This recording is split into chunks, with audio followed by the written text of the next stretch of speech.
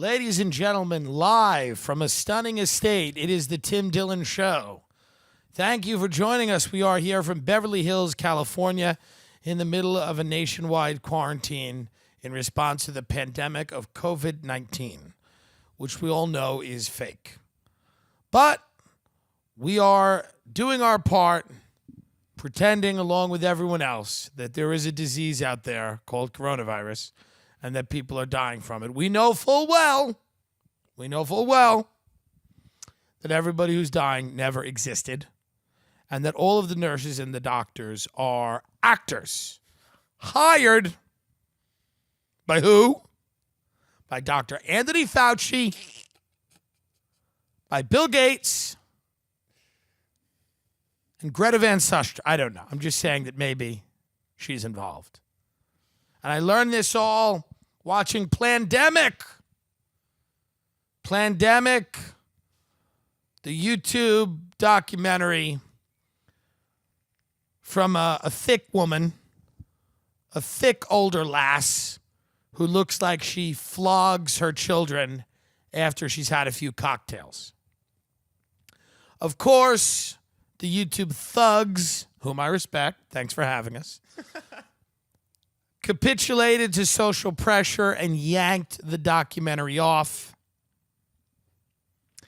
And I've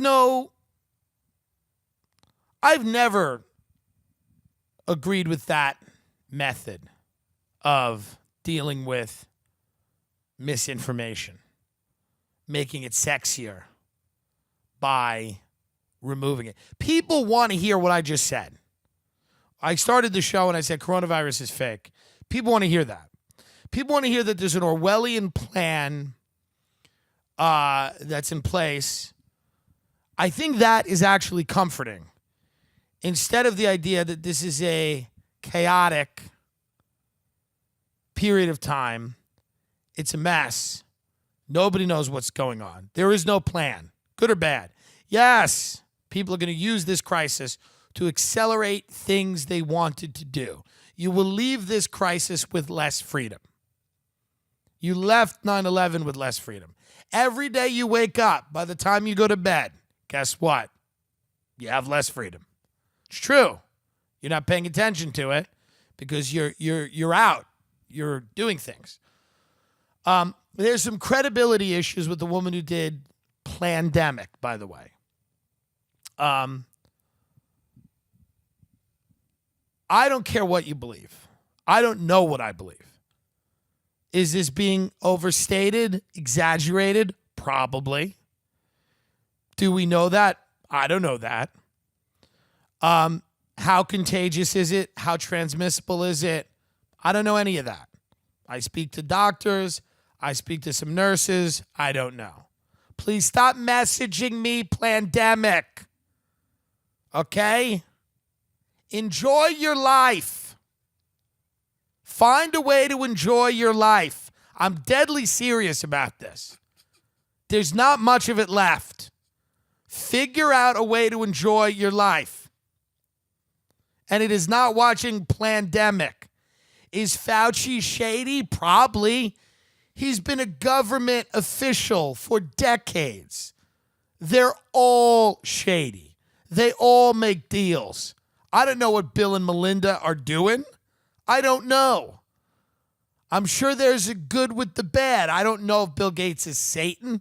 I don't think he is. But I'm also not willing to hand a handful of billionaires control over the planet. They've taken it anyway. Whether I'm willing to hand it to them or not, they've got it. You can wrestle it back, potentially. But I'm taking this seriously. I've made a pact with myself. I will not visit my family under any circumstances. I will not attend a family function. I don't care if states open up. I don't care if they find a vaccine. I don't care if coronavirus disappears off the face of the earth and it's 10 years from now. I still will not do it. Won't do it. I will not go and spend time with my family because I owe that to the heroes. I owe it to them. I owe it to the heroes to be steadfast in my commitment. I am deleting them out of my phone. They're done. They're done now. People are on Zoom calls with their family. No, thank you. It's too tempting to be on a Zoom call with your family because you might think, hey, down the road, I'm going to visit those people and break bread with them. Not me. No. I'm steadfast. So I'll tell you that. And that's very important. And I want you to know how seriously I'm taking it. For the heroes, even in 10 years, when no one's even mentioned coronavirus, I'm still, and many of my family members are on their deathbed, I still will honor the work the heroes have done and not visit my family.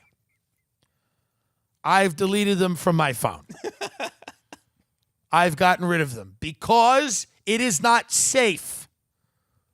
I will not be sending birthday presents or wedding presents. Ask Ben. I will not send an Amazon package of coronavirus to his home. No.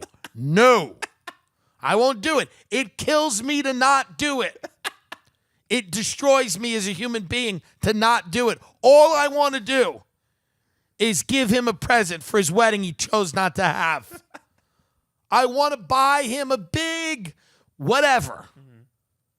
Go on the registry. I don't know what the fuck they want over there. A juicer? I don't know. I didn't look. But I would give it to them, and I'd wrap it in a shiny bow. I would, and I'd drop it right at their door, and now I can't because it'll be full of Corona balls. And I won't do it. I love giving gifts. I love providing for the people that I care about. Giving them a thing. Watching them open it with big, bright eyes. Nothing would make me happier than to give this man a wedding present. But I can't do it. Because why? Because I don't go in front of a nurse and spit in her face. And it would be doing that. I'm not getting any... even before the pandemic, I don't want to be out in the open and telling people that I kind of knew what was going to go on. But even before this pandemic, I was not sending presents to my family through the mail because I know a little bit about virology. I know a little bit about the way things work. I wasn't just willy-nilly sending things through the mail that you're opening up and that could kill you. Sorry. I've been taking my time. This is the new world we're living in. And I'm doing it because I want to honor the work that is being done on my behalf. Another thing I'm not doing, I am no longer entertaining the idea of having a friend that is not worth $10 million. I'm done with that. Why? Because I want to only be friends with philanthropists that give their money to better society. I want to spend time with people that giveth of themselves. They giveth what they haveth. That's who I'm spending time with. So it's very hard to be a philanthropist if you don't have an 8-figure bank account. So that's who I'm choosing to spend my time with because of the corona pandemic. That's why. I'm ordering food every day and not cooking because of the economy. I've chosen to not cook or clean or wash dishes because of the corona pandemic. Yes, I could fry an egg while people starve in the street. I choose not to. I choose to order things, even when they're completely unnecessary, like napkins and bottles of water. But I order them because I want people to live. Sorry. I like a plague where the only thing I can do is lay on my couch and order Postmates. That's what I can do. Other people can do other things. They have different skill sets. Some of them can intubate patients. Some of them can deliver things to the local hospital. I can stay home, order food, not send people presents, and not spend any time with family. I choose to do that. Why? Because I want to win. I want to win. Can you fight like I'm fighting? Can you fight? Or are you going to roll over, start cooking, start reaching out to family members and asking them how they are and making plans to eventually see them like a terrorist? Have a little fucking class. How about that? Stop sending me pandemic. Whether this was planned or not, I've adjusted. And I suggest you do too. Because you're a hero, whether you know it or not. I don't know what Anthony Fauci's doing. I've never gotten a flu vaccine. And I've never had the flu. What does that mean? I don't know. I don't know. That's not a scholarly paper. That's not peer-reviewed science. I just never walked into a CVS and said, get the needle out. I've never walked into a... Now, Raymond Kump has gotten a lot of flu shots. I don't know. I guess he's... And I think he's gotten the flu. I don't know. Some vaccines are good. Some vaccines are bad. That's what it is. I don't know which ones are which. All of you do. All of my friends know everything immediately overnight about Fauci and the World Health Organization. There is no health. There is no such thing as health. How about that? I'm going to go even further. You want a conspiracy? I'll give you the big one. I'll give you the bigger one. The biggest one. There is no such thing as hell. You're not healthy. There's no such thing. It doesn't exist. Let me prove it to you. Friend of mine was healthy. Got in a car accident and died. How healthy were they? Couldn't handle a little pile up on the Long Island Expressway. Died instantly. Not healthy to me. Adele was fat. Now she's thin. Didn't look good fat. Doesn't look good thin. Sounds great in both incarnations. Didn't care about her fat. I don't care about her thin. It's good. The songs are good. She sings. She deserves her fame and her $150 million. What she looks like doesn't affect you. Be fat. Be thin. Doesn't matter. Doesn't really matter. It's better to be thin than fat. Harder for a lot of people, but better. But doesn't necessarily make you healthy. I know a lot of thin people that are fucked. Don't kid yourself. Thin motherfuckers walking around waiting to drop dead. What is this health? What is it?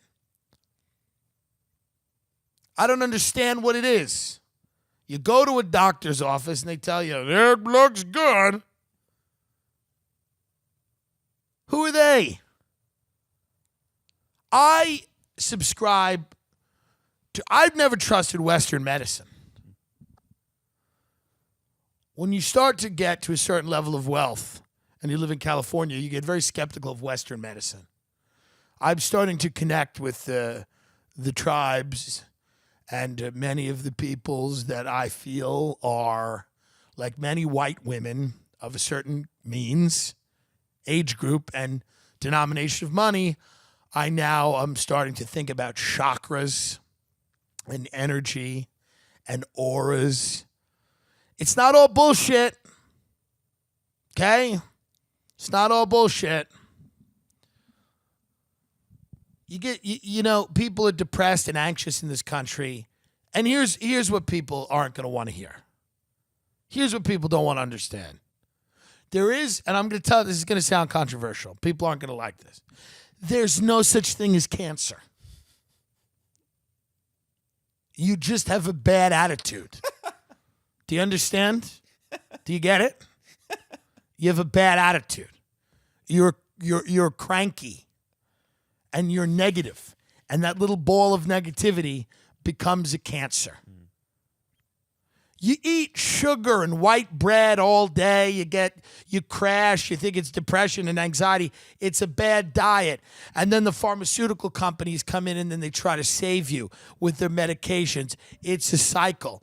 The over-the-counter. My mother, her whole life took over-the-counter medication, Sudafed, everything she could get her hands on. Pep herself up. Put a little pep in her step. Clear out her nasal cavity. Make her feel better. She had hay fever and allergies and every ailment you could imagine. Every plant that was on the planet was conspiring to kill my mother personally. They all had meetings and they wanted to just do her in. Every tree was a potential threat. Every vine that hung down was a potential deadly situation for my mother, unless she could put a few Sudafed down her throat. It's not good. Stop with the Dayquil. Stop taking bright orange tablets of goo. Stop drinking Robitussin unless you're a white young rapper. You don't need the over-the-counter shit. My grandmother used to get sick. You know what she did? She had chicken soup and water, and she got over it, and they all lived to their late 80s. We have aisles and aisles of fucking shit in the grocery store and the pharmacist. You do not need this shit, Mucinex. It just alleviates your symptoms. It doesn't cure or heal you. Understand your chakra. Understand your spirit guides. You don't got a spirit guide? It's because you're clogging your mouth up with Robitussin. Get it out of there. Get a spirit guide. My spirit guide is a racist. So I had to get another one. My spirit guide was a very racist being. I didn't realize that when I first got them. But after a while, they started displaying signs that were very troubling. In the beginning, it was all, they appeared in light, and they would, walk me through the gardens of life. Then they started talking about the protocols of the elders of Zion. I was concerned. I'm now looking for another guide spiritually to take me through the universe. Have you ever felt healthy in a Walgreens? Have you ever walked into a CVS and thought that was a place devoted to health? Truly. If you ever walked into a CVS and said, thank God I'm in a place where I can get medicine or a tub of cookie dough. Because that's what drugstores are in America. You can get Vicodin and you can get Red Baron pizza, which is not bad, frozen pizza, as they go. Yeah. But that's what drugstores are in this country. The potions, the soaps. Your skin is bad because you eat dairy. My skin is bad because I eat dairy. I eat the milk of another animal. It is not healthy, but I do it. My skin gets red. I get rosacea. I get eczema. And why does that happen? Because of my diet, because what I consume. And then I go and I get CeraVe and all these garbage bullshit moisturizers and cortisones, and your face gets addicted to what you're putting on it, and it's bad, and it just covers because you're unwilling to realize that the problems are of your own making. Many of them. There is no such thing as AIDS. Do you understand me? You have AIDS. It's God's way of saying, enough already. Enough. Don't always swallow. Spit a little out. Save a little for later. Don't have it be a foregone conclusion that you just take it all down into your abdomen. For Christ. God's looking at you every time you suck a dick, and by the time you get to the end of it, he goes, for Christ, spit a little of it out. Take half of it. Stop taking it all down. Every time is not Thanksgiving, you're getting AIDS. AIDS is not real. Tony Fauci created AIDS with God. Bill Gates, Tony Fauci, and God created AIDS. They have a corporation, and they patented the vaccine for AIDS. Some of what I'm saying here is incredibly important. Some of it is less so. You have to find out what is what. We're in the quarantine. We're in a stunning state. I don't have to tell you any of this. You should be figuring it out yourself. Many of you will never understand what's truly great. You will not see any value. You're slugs, many of you. It's not my fault. You crawl on the ground. You haven't evolved into a being that can handle the information that I'm telling you. Multiple sclerosis isn't real. They're just clumsy. They're just clumsy people. Parkinson's disease is people that want attention. Yeah, we see ya. We see ya, Uncle Frank. We get it. How about you stop the shaking and come up with a funny anecdote?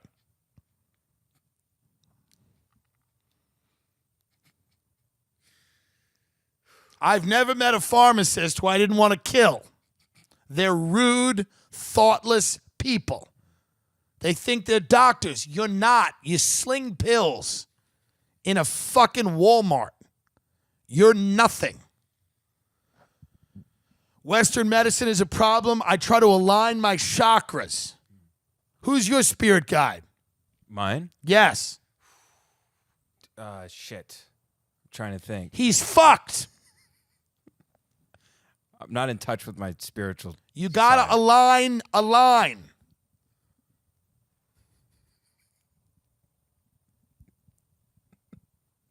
Everyone's like, I need health insurance. You need a fucking clue. You need a clue.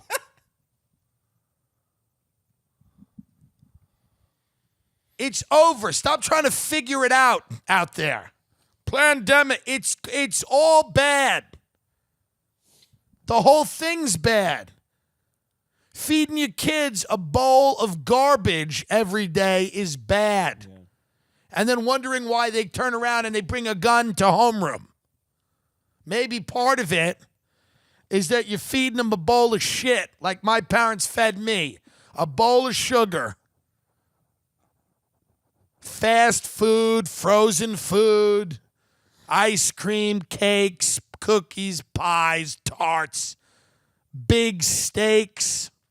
They don't care. Just eat something and get away from us. I should have been a Navy SEAL had I was fed a good diet.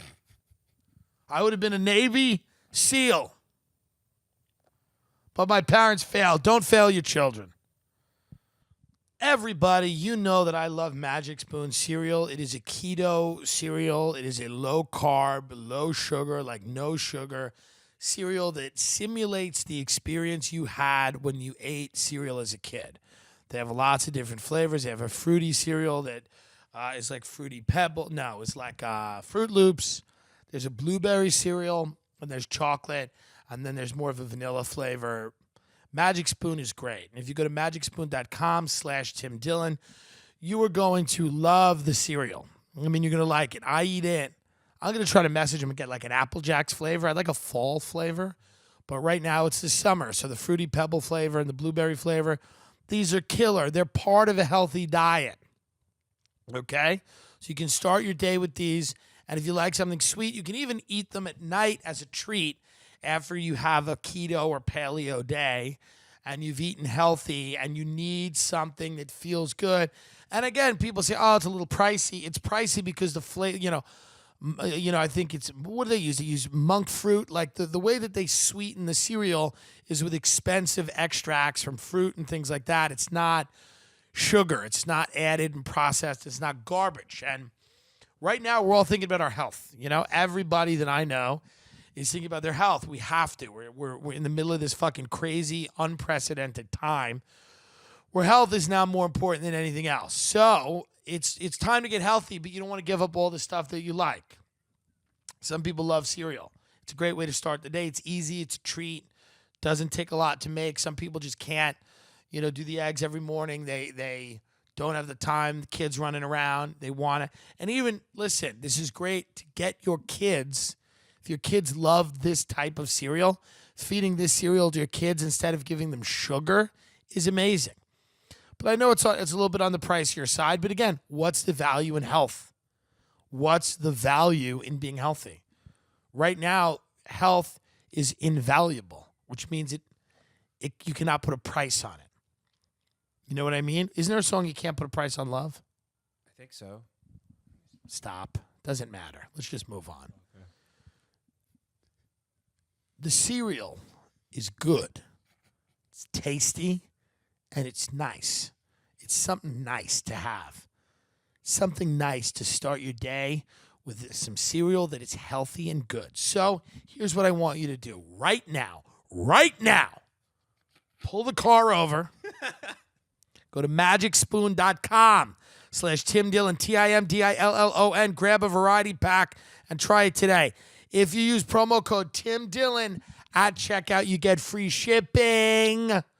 So there's no cost to ship this cereal to your house. This is part of your diet. This is one of the meals of your day done. And it tastes good. Done. Don't think about it. You're on keto. You're on paleo. This is breakfast. It's done. You did it. You got it. It's good. Boom. Got to worry about lunch and dinner. That's all. I've taken your breakfast, and now what you usually use for breakfast, because keto and paleo, these things are hard because choices are limited, right? We know this. So now that eggs and bacon or that turkey egg or that omelet you're going to make with a bunch of vegetables that's very, protein dense and really, really good and nutritious, now eat it for lunch or dinner. Because breakfast is very easy to do paleo and keto. It's very easy. But now I've taken that breakfast and I've moved it to lunch or dinner. Now you only have to figure out one meal. It's much easier. Add a bowl of Magic Spoon to your routine. It's much better. I'm telling you right now.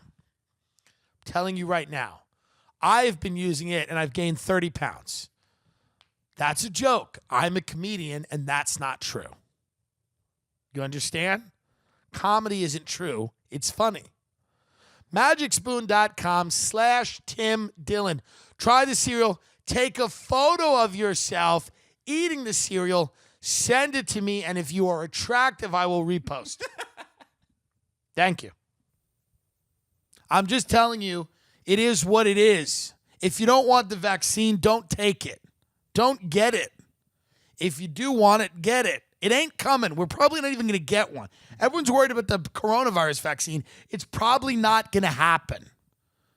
They're going to go about it another way. It's not going to vaccinate you. They're going to just figure out a way to not let you leave your house. I don't know what to tell you. So if you're never allowed to leave your house again, what's the solution? Here it is. Get a stunning estate. Get a stunning estate. If it is not stunning, you're in trouble. The people will help them, by the way. My aunt reached out to me, and she's like, she loves disaster porn. So every day she's telling me about new ways COVID can kill you, It's in the mail, it's in your dick, wherever. And I said, listen, you got to go with God. And then eventually she transitioned very quickly, and she's like, there's so many people dying, and I just hope realtors can sell houses. I'm trying to sell my house. Always remember where a boomer comes from. A boomer is an animal I've studied for a long time. In every statement of concern, you must study the boomer.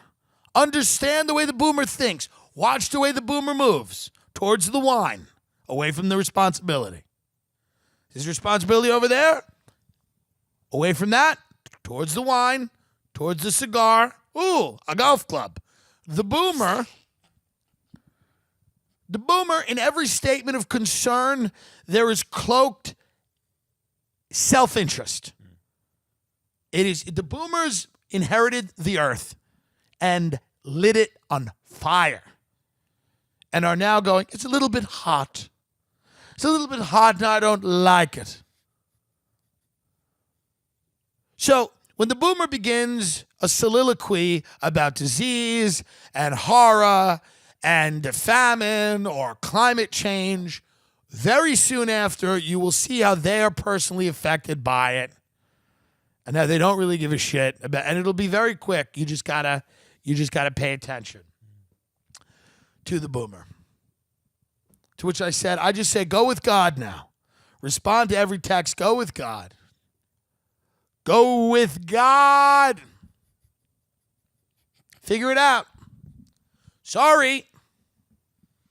It's not my problem. The woman from Plandemic does not hold the keys to the jail cell that we're all in. She doesn't. What was that? We just heard something. Sound like a squirrel jumping to the tree. Was it a squirrel? I think so. There's a lot of people unemployed in this goddamn country. Every squirrel's a potential issue. Every squirrel's a potential fucking front page of the LA Times. We're just laying here in our own blood. Just another 2 young, promising men covered in blood in a stunning estate.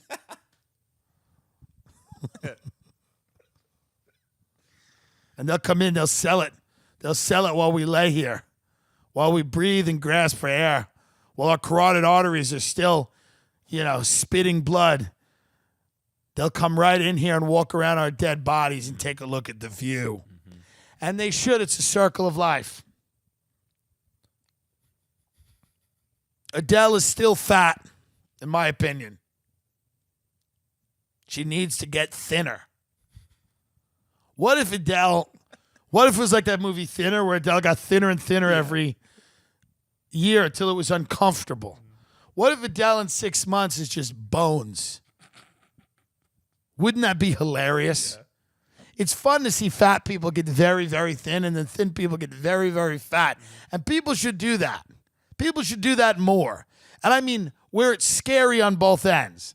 Like, how great would it be if Adele got bony and scarily thin? Like, where everyone was nervous. Remember how thin Callista Flockhart was with Ally McBeal? Where her waist was the size of a compact disc? And everybody was like, can this work? Have you ever seen someone so thin where you're like, can this even work? You just see the blood shooting all through their body. Their skin is translucent. It's like when you stuff a sandwich into a small Ziploc bag and it doesn't fit. That's the way their body presents. Their skin is thin, just hanging on their bones. They're all skin and bones. I wish that for Adele. I would like to see Adele thin, thin, thin, to where everybody got uncomfortable. And then I would like to see a very thin person. And I don't know who. Let's pick out a very thin person. Someone who's very thin. Like they have a problem? Yes. But maybe not public problem. But when you look at them, you go, God. I want them to get very fat. Laura Dern's pretty thin. Laura Dern's not that thin. But no, she is thin. But I don't think she has a problem. But I'd like to see Dern fat. I'd like to see Laura Dern. Good example. I'd like to see Laura Dern get so fat that people were terrified of running into her because they wouldn't know what to do. I like when people get so thin or so fat that just the thought of bumping into them makes you have a panic attack because you don't know what to do. Like if Adele got so thin that you didn't know what to do anymore. You wanted to ask her if she had a rare blood cancer, which doesn't exist. I mean, people are going to be so mad at this episode because people are so stupid. Yeah. And people don't understand comedy. Yeah. So what they will do is they're gonna either send me information that cancer exists, Right. okay, or they will then talk about why I need to just watch Plandemic again. I don't care about Plandemic. It's a clever name. What does it matter? Truly, if you want to go out, go out. Go out. Don't wear a mask. Do it. Do whatever you want. Let them arrest you. Let them be the bad guy. You live your life to the extent that you can live it. Don't want the vaccine? Don't get the vaccine. Don't get the chip. Buy a gun. Stay fucking alert. Pay attention to all those things you should do. But just cocooning yourself in your fucking, on your couch, watching these fucking hack doctors on YouTube isn't an answer. People are sick. People are dying. Is it a lot? Is it too many? Is the mortality rate lower than it? Who knows? No one knows. Is the government lying? Yes. Yes. Because they always have been. Stop sending me these fucking doctors. They're like, well, the mortality rate is lower than. Good. Go out. Go bowling. Go get sloppy. Go do something you want to do. All these states are opening back up. We're heading back into it now. I get it. This quarantine has sucked. It's been frustrating. But you're going to come on the other end of it with a renewed appreciation for masturbating and not talking to others. Get rid of your friend group. Get rid of them. When this quarantine opens, you're going to go out with a bunch of your friends and go, I want to be home whacking off. Yeah. Truly. Yeah. That's what's going to happen. Because you've realized that you don't need people. You really don't. Get the cereal. Get digital. Get quickly acquainted with the digital sphere. Yes, it sucks, but it's not going away. Put a chip in yourself. How about that? When they go to chip, you already have it. I already fucking have it. I got a better chip than you can chip me with. Stop pretending like you're not going to like the chip a little. You're going to show your friends the chip. Some people are going to put a chip in their dick. They'll be like, I got chipped in my dick. You're going to get the chip. Chip's coming. Yes, it's going to be. Yes, you won't have any more freedom. Stop getting mad at me. I'm a clown. Start sending Plandemic to other people that can do something about it. Yeah.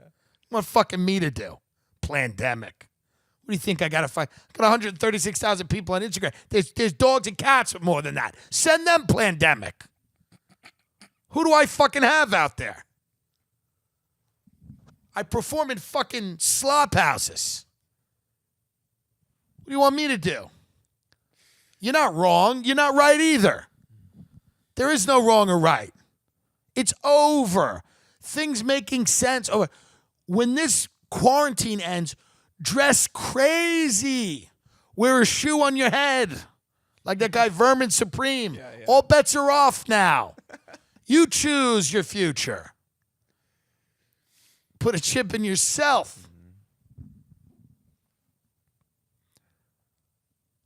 I'm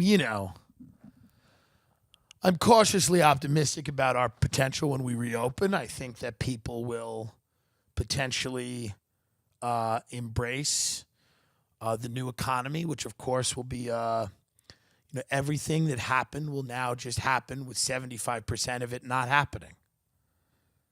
And I think that'll be great. I think people will enjoy being 75 people in a comedy club that seats 500 and strewn around the room and they can barely hear each other. And I think comedy will work. I really do.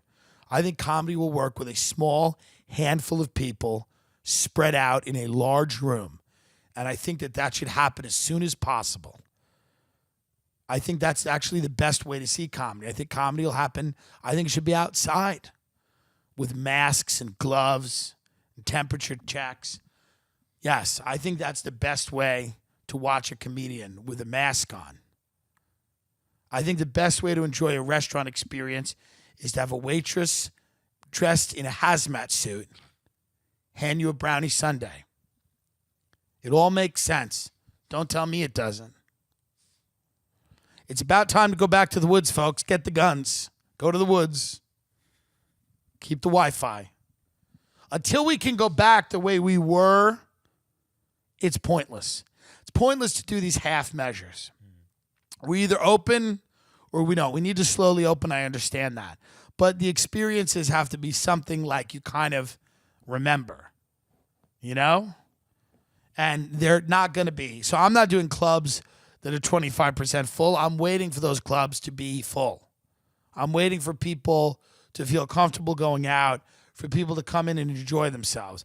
I will not be performing to only 75 psychopaths that are the first people in a comedy club. I will say this again. If the first thing you do is attend a comedy show, you should have a chip put in your head. You should have 10 chips put in your fucking head. If the first thing you do when quarantine lifts is to go eat frozen chicken fingers at a comedy club, you should be put in jail. You fucking loser. Stay the fuck out of the mall. Jesus Christ. When they open the gate, go somewhere else. Go to a fucking comedy club and you're eating queso.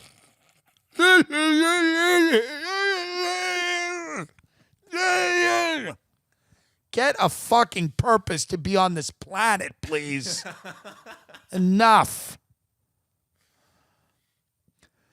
People keep asking me, when are comedy clubs going to open? Here's the answer. Who cares? Truly, who cares? That's the answer. There's 20 million people that don't have fucking jobs right now. There's 100 million people not in the labor force. And you want to know when the Chuckle Hut will be open? When do you think we'll be able to see? I don't know. I want to perform again, but I'm doing it here in a stunning estate. I will perform anywhere. The people are online. I'm entertaining the people online. If the people are in a club, I'll entertain them there. I'm going to do shows. When I come back, I will do shows exclusively for the heroes. I will do shows for the heroes. Only. You will not be allowed in my show if you're not a hero. Period. I'll be doing shows for the people who work at DoorDash, grocery store employees, first responders, nurses, doctors, the heroes.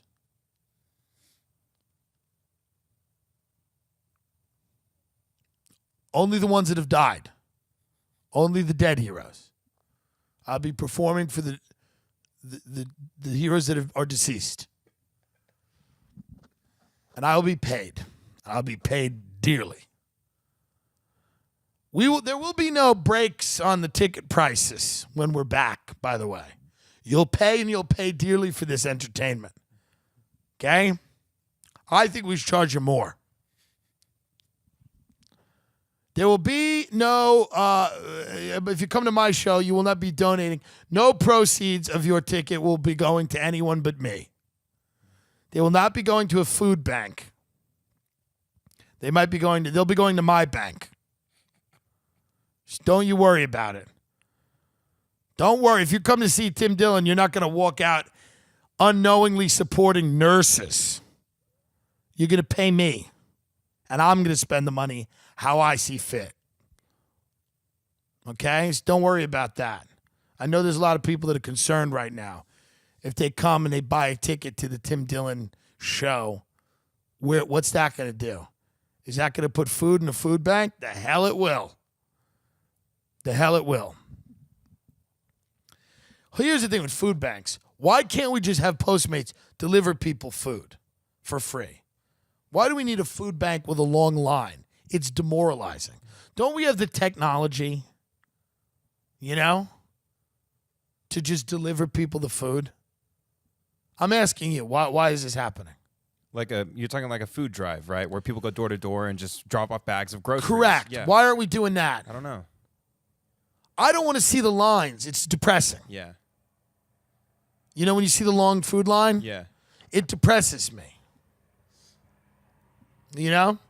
Why don't we have people that can go to those families and kill them?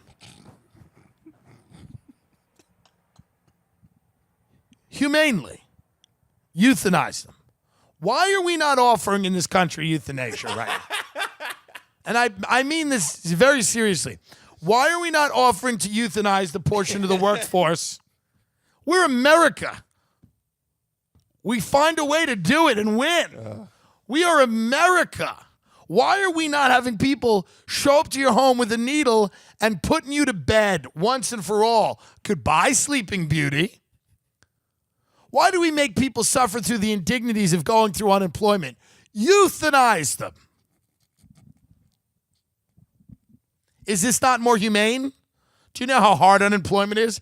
I do, because I look at Facebook, and everyone on Facebook in New York, they're comedians and they're getting unemployment. I don't know what the fuck from, because they didn't make any money anyway, but they're getting unemployment and they're like, I spent 82 hours on hold. And then finally, everybody who gets unemployment, they get it at some accident. There's some accident happening. They're like, I fell asleep. I hit my head. I had a concussion. And I woke up in the middle of the night. And finally, I was on the phone with the person. And it just went through. But why not? Why not use science? Instead of figuring out a vaccine, we know how to kill people. We don't need a vaccine if we think smart. We got to lower the unemployment rate, and we're not going to do it through people working. So we got to figure out how best to euthanize people and children.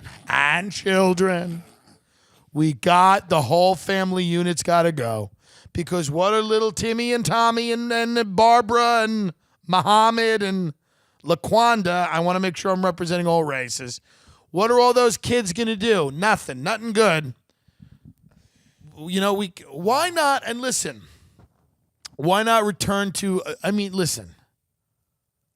And I'm not saying this is a joke. What is inherently wrong with child labor? Some form of children working. Because if not, we're going to have to euthanize them. Because otherwise they're just sitting around, you know.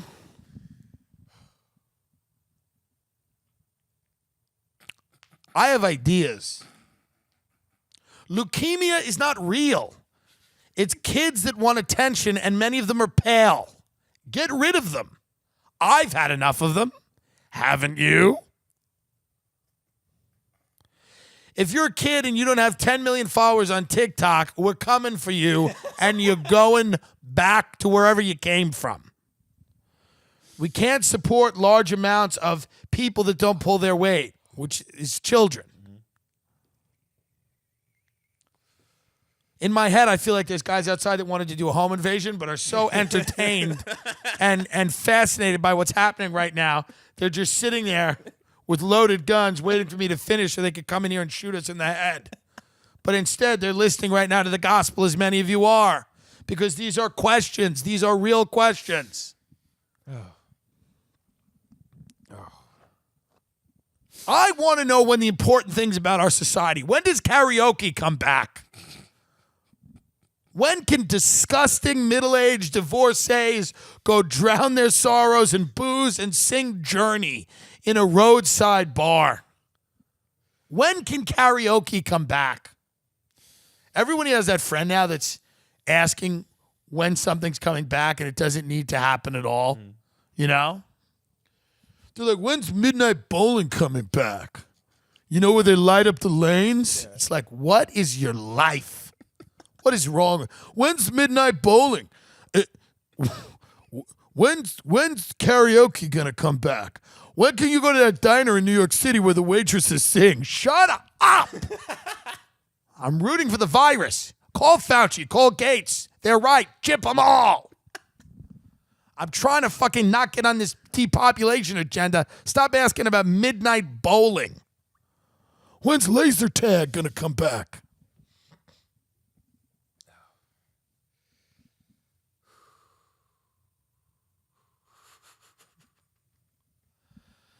There's always somebody running their fucking mouth about something that doesn't need to come back.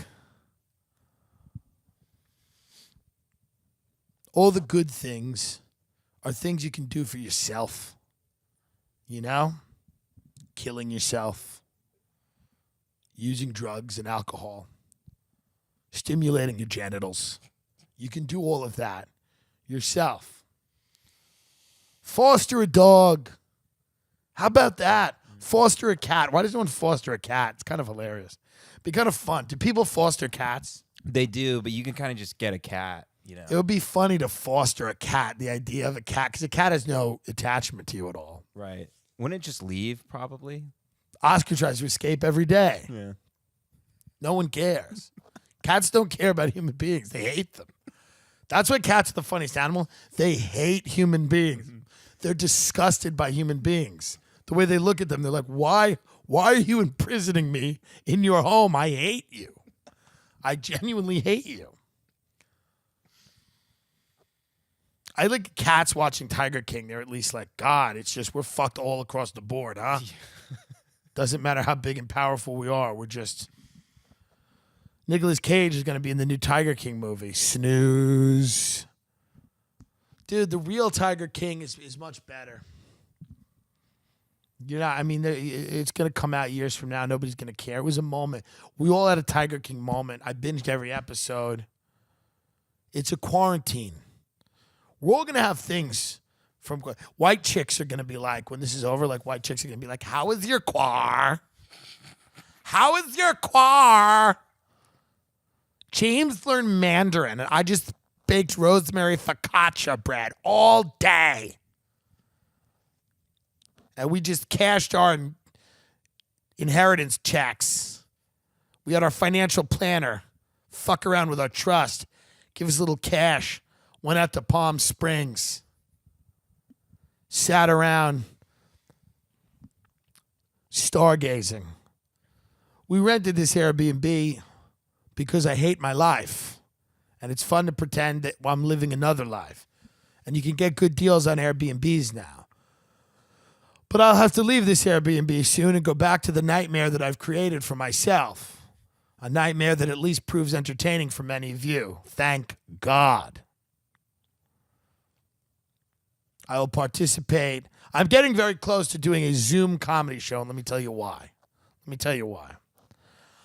I want to have a breakdown on a Zoom comedy show. No one's having breakdowns on these Zoom Why? Why are you not having a breakdown on a digital platform that is there a better way to have a breakdown? I want to get on one of these and go, what the fuck is this? What are we doing? What are we doing? Are we that desperate for fucking laughs that we're on Zoom? What's great about a virtual private network, a VPN right now, is that you can go on the internet and not be tracked by the man. You can also get British Netflix, right? Mm-hmm. So if you want to get like different programming from all over the world, a VPN will allow you to do it. Okay? It disguises your location. It inhibits the totalitarian fascist government structures from figuring out what you're doing. You can buy anything, get out there and, have fun, live it up. VPN is going to be extremely important because everything now is being tracked. You are being tracked. There's going to be a chip in your head. But for right now, a VPN is the way to go. A lot of the people that want to come on the show, we communicate with them through a VPN because they are people like Whitney Webb that are doing very important work, that want to send you things, don't want to be tracked, writing great articles, so this is the reality. Don't you like a VPN? I use it all the time. Isn't it great? Yeah. I can watch shows from Japan if I want, like Spirited Away. It's really easy to use. What? What? What are you watching? Spirited Away. What is that? It's in the copy. I don't know what it is. Are you lying? How are they going to believe us if you fucking lie? How are they going to believe us about the product when you fucking make up a show from Japan? I thought it was one of those anime things you and your friends from fucking Echo Park like. You fucking lie to the audience. They trust you. They trust you, and they trust your recommendations. You're going to say that you watch a show you don't even watch? Apologize to them. I'm very sorry, guys. Yeah, Ben just lies, apparently, all the time. We don't know this. He just makes up shows. I can watch Spirited Away from Japan. Don't fucking listen to him. I love British Netflix. I would never fucking lie to you. I love UK Netflix. Fucking every show on there is great. I watch Hello. It's great. I watch fucking Is there a bit of pie? That's good. I like that's called Is There a Bit of Pie? And it's about a guy who comes in and he asks a woman if there's a bit of pie, and she has some and they fall in love. Then there's I watch a show called Brexit or Beat It.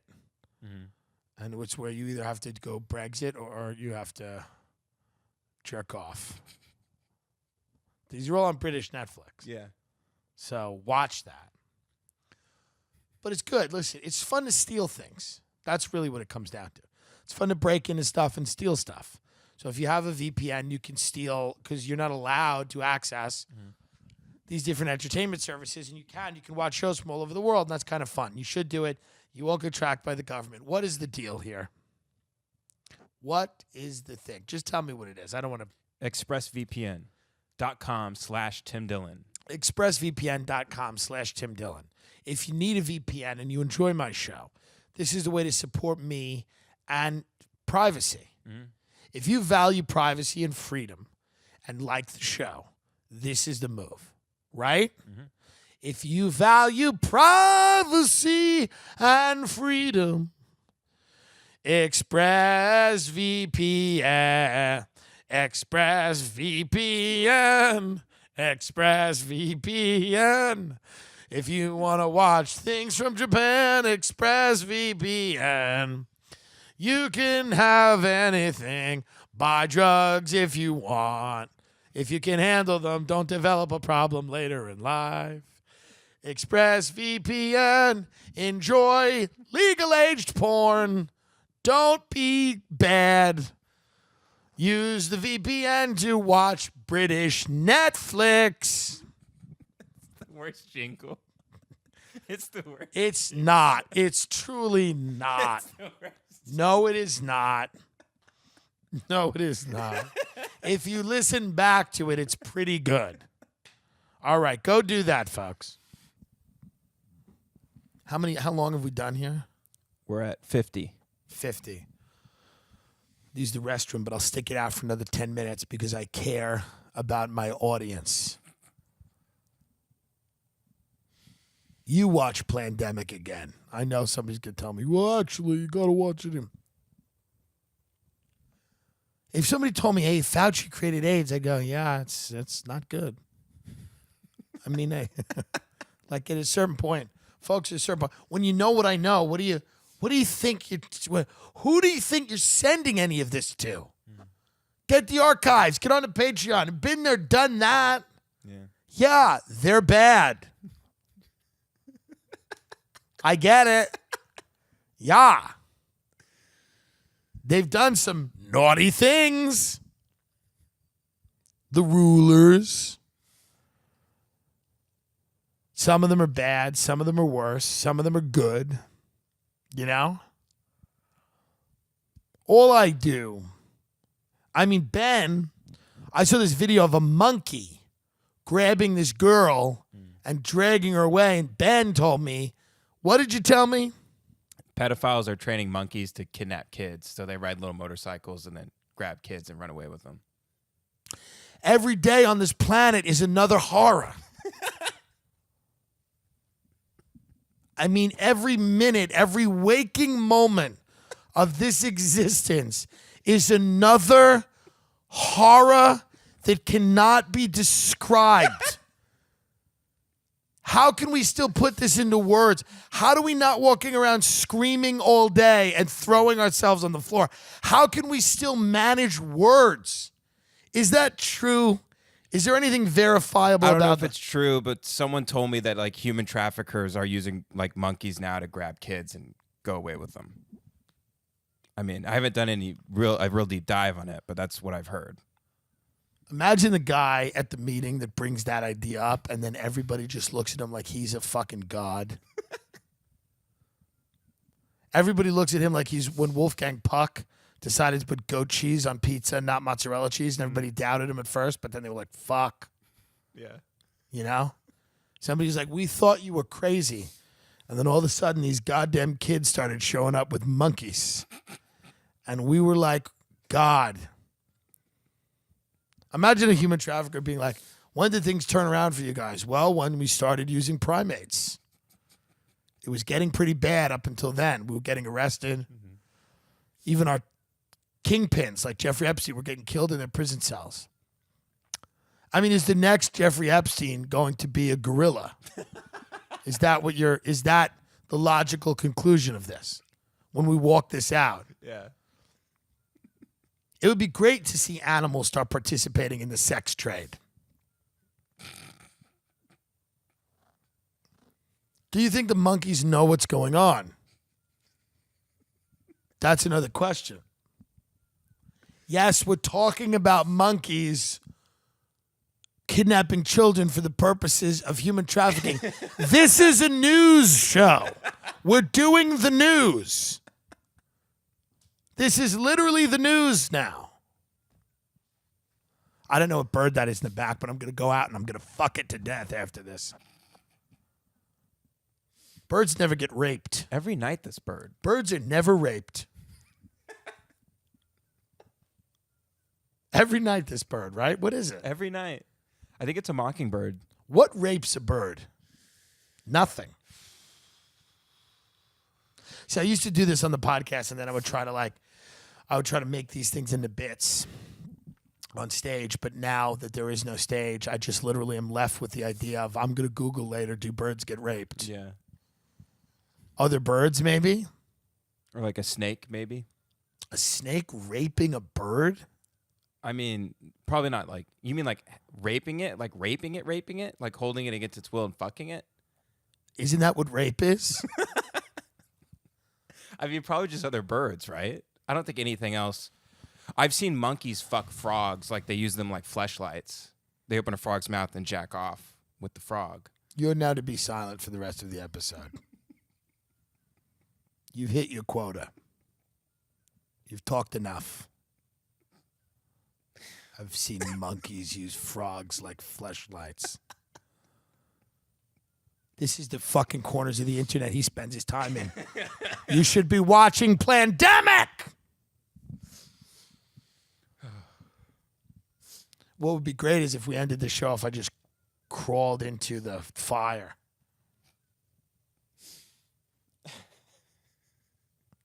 We're just in a quiet street here.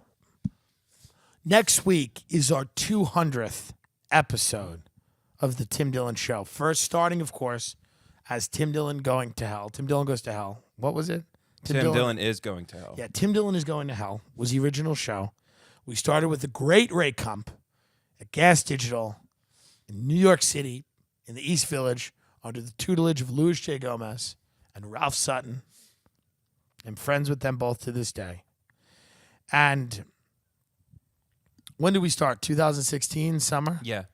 Started the summer of 2016. I think June. Mm-hmm. 2016. And the show has grown. Ray's still in New York. I'm here now. We have Ray on frequently. But the Tim Dillon Show was born when? When did we start this particular show? I think August. Yeah, Right. like episode 160, something like that. Episode 160, we started in August at Tim Dillon Show. We're not even a year into it. Yeah, around But then. it's a 200 episodes of the podcast. We are doing something special. We don't know what. We have some very special guests, potentially. It's going to be something very, very, what's the word I'm looking for? Celebratory. Yeah. It's going to be fun. We'll see what we're allowed to do legally. 200 episodes, 200 hours of the show, 200 hours of content. It's a lot. That's a lot. All available on the Patreon.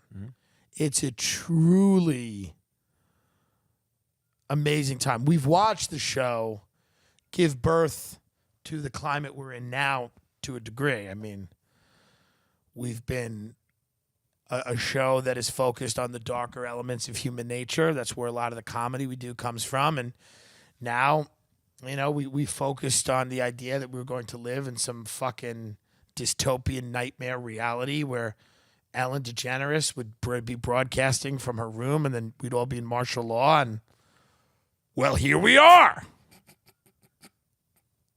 Here we go. Tell them what they've won. That's it's been amazing. I mean, the way the world has changed in the last few years. I mean, would you have believed it? No. Everything's like it feels like we're on schedule. Yeah. That's what's really bad. It actually doesn't. This is what's alarming to me. This is the craziest thing about this whole period of time and maybe why I'm less freaked out than everybody else. It feels exactly on schedule. It feels like exactly what was going to happen happened, and we're responding in the ways that we are going to respond, and everything's moving along, you know, the way that you would expect it to move along. Incompetent, gross, you know, desperate. Yeah. It's a free-for-all. People are just trying to collect the last bit of money. Yeah. You know, that they tried to do some sex. This Jacob Wool, you know, that kid who's always pulling those tricks. He's always trying to get people to accuse people of sexual misconduct. Oh, yeah. Yeah, him and that guy Jack Berkman, they're like, hucksters, and Wool and his dad are like big Trump guys. He was trying to get somebody to a woman to claim that Fauci like raped her or something. I mean, every day, it's the same thing every year. I mean, every week, it's like the same. It's the same news cycle. It's the same names. It's the same hucksters. Candace Owens is in a Whole Foods. Somebody's bothering her. You know? It's the same people. Same things on Twitter. You know? The same people on Twitter complaining about the real problems right now are gender expression. Same things. Adele's fat, now she's thin. It's the same. It's boring. Life has gotten deadly and boring. The real pandemic is boredom. Boredom with the current climate of how we all relate to each other and how we're all manipulated all the fucking time by the same people. At least give us new people. Give us new leaders of the three-ring circus. We don't even have any of those. It's the same Trump and Pelosi and then AOC. And it's the same characters. I want to change the channel. I want to watch a different show. You know, it's all predictable. You could guess the news next week with some regularity. Yeah. And you'd be right. You know? Trump will do this. AOC is going to do that. This person's going to do that. These people are going to get mad. Celebrity's going to do something out of touch. They're going to seem ridiculous. People are going to get mad at them. Somebody's going to do that. And then you just, and round we go. You know? But 200 episodes. 200 episodes.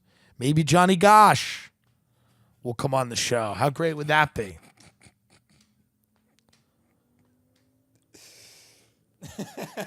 How great would it be if Johnny Gosch came on the show and he was like a coronavirus truther? And we're like, Johnny, tell us the politicians who fucked you. And he goes, I want to talk about this fake virus. And we're like, but Johnny, you have the chance to really, really crack open this case and talk about it. Right. He goes, the real concern I have is Fauci. I'm like, Fauci? Just a little Italian guy? Here's the thing with people. I love that, like, nobody knew who Fauci was 3 months ago. Now he's the Antichrist. Right. It's amazing how quickly people become the Antichrist. Right. Got to think the devil's kind of upset that, like, some fucking career political hack in the fucking CDC is now the or whatever the fuck he does, is now the Antichrist. Satan's like, do you know how long I've been working, cultivating? Like, this guy's a hack. He's an empty suit with a stethoscope. And you're saying he's the Antichrist? You know? And I'm not defending. I'm sure Fauci's dirty, but like this whole idea that everybody's a symbol of utmost evil. There's no gradations. There's no fucking, you know. I like this pillow, by the way. It shows you luxury. Burn the pillow. So what can we do for 200 episodes? We're going to try to get some really cool guests, a compilation of people. You know, we'll probably be back in the studio because we'll need that for guests, and we'll be out of this area.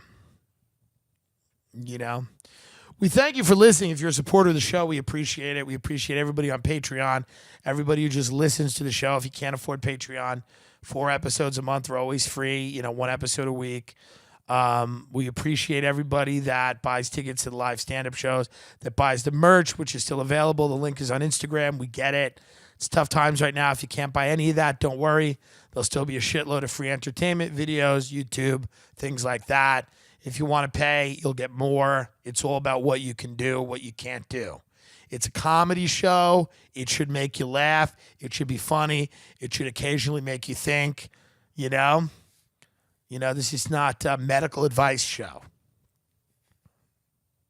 Should go without saying, but it doesn't now. Doesn't. You know? People message me, they're like, why don't you go into the gene sequencing? What? I mean, you know. This is where comedy is. It's happening right here. It'll eventually happen on a stage again, and then we'll do it there. We'll do it there because we're not going to go legit. Can't get real jobs. We've gone too far down the river. Gone too far down the river. 200 fucking hours of talking. That is a lot of fucking talking. And then you got to add all the Patreon episodes too. Yeah. It's a lot of talking, man. How many episodes do you think we've done on Patreon? Would you guess? Around? We've done exactly 46. Okay. So it's like 246 hours of content. Yeah. You know? Wow. Wild. You know, and are all of those episodes available on Patreon or no? 246? Yeah. Yeah, well. Almost, right? It should be like 170 because some are free, you know. Gotcha. Some of the regulars are free. Of course. Yeah, Right, on right, YouTube. Right. Of course. Subscribe to the YouTube channel. If you are listening to this, Tim Dillon Show on YouTube. Subscribe. You know, some people enjoy watching the show. Some people enjoy listening. Doesn't matter. The only thing that matters is that you realize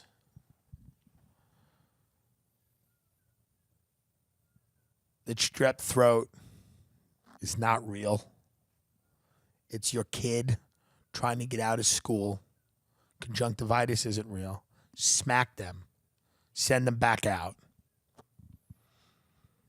I hope when we all go back out, this would be the greatest thing ever. We all go back out, and everybody goes back out. We just start doing the things we used to do, and then we look at everybody, and we're like literally in the middle of like at dinner, everyone's got drinks and we're all eating and we're all happy to be together. And then like in the middle of dinner, we just say very casually, like we're not even angry, but we just say very casually, we kind of look at each other. We're like, I hate you. Like, this is funny. And we all start giggling and we're like, why are you laughing? He's like, I kind of hate you. And I also hate you. Be like, I didn't miss you at all. Right. This is horrible. You know? And then we just keep chewing on chicken wings. It doesn't matter. We just keep talking and, you know, going on about our day. But I wish everybody here health. I wish you happiness. I wish you wealth. I wish you a stunning estate. I wish you all of the tools you need. I'd love to get that woman, Judy Miskovitz, whatever her name is, from Plandemic on. Oh, I have her name right here. Let's see. Yeah, Judy Mikovitz. Dr. Judy Mikovitz. Dr. Mikovitz. What a fucking name. Can't take somebody seriously. Mikovitz and Fauci. Sounds like a fucking vaudevillian comedy duo. I'm going to see Mikovitz and Fauci. They're hilarious. Yeah. They're fucking hilarious, these two. You know, she went home. She was all drunk. She looked at her kid. She's like, Anthony Fauci is a dago wop motherfucker. And if he opens his mouth and tries to talk over me one more time, I'm going to fucking cut his little fucking cock off. All right, good night, folks. Hi, I'm Timmy the Trash Can, and I love trash. Popcorn boxes, cups, and candy wrappers. They all taste so good. Instead of throwing your trash on the floor, won't you please give it to me? Thank you for considering your fellow patrons. So we are live here from the Maryland Holiday Inn in Timonium, Maryland. A rest stop, essentially, a truck stop where they have. It's like a woman described it to me. She goes, "It's like a rest stop that they built a town around." That's kind of the vibe here. I'm playing at Magooby's Comedy Club all weekend and staying in the Holiday Inn. And I figured I would release this episode. We were going to re-release an old episode, and then just stuff ads in that, and something you people haven't heard. And but one of the reasons I'm not more successful is I don't have utter contempt for my fan base. I'm trying to acquire that. That is such an ingredient to success. You look at the people that are really successful, and they walk off stage, and you can tell they're disgusted by the people that they just had to entertain. And I don't really feel that way, so I try to do the right thing by you people, which will lead me down a road to poverty, because it just doesn't. I need to just literally bash you over the head every chance I get, rob you. If I was a tow truck guy, I would shoot your tires out and then, drive by, pretend I didn't see you, be like, "Oh, do you have a problem here?" That's what successful people do. So I'm learning how to do that. I'm trying to do that. But I'm staying in the beautiful Holiday Inn, which is what you think it is. Towels that when you use them to wash your face, take a layer of skin off your face. So industrial soap. Like, if you've ever felt like what I would imagine prison soap feels like. I've never been to prison. I've never really been to jail because I'm white. I should have gone many, many times, but I have not. But I imagine that prison soap has a feel like the Holiday Inn soap, where it smells like soap. Like they've done nothing to disguise the smell of soap. Like there's no lavender. There's nothing in it that makes you feel it's soap. It's straight up old school hand soap that you would use after painting class in kindergarten in the 90s when they didn't know any better, and they would just yeah, wash your hands with this. We also wash the floor with it. That's what Holiday Inns are using so you can wash yourself. Just industrial strength, ammonia laden soap. And it's nice. And then you look around Baltimore, you're like, should I get out of here? Should I spend more money on a hotel? And why? Why? To get shot in a better area of town? To get shot walking to a nicer hotel? It doesn't matter. The area has a lot of problems, you know? I'm not even in Baltimore. I'm 20 minutes out, 25 minutes out in Timonium, which sounds like ammonia. Like the name of the place sounds like a chemical that they found, like a toxic chemical that they found a company dumping in a river.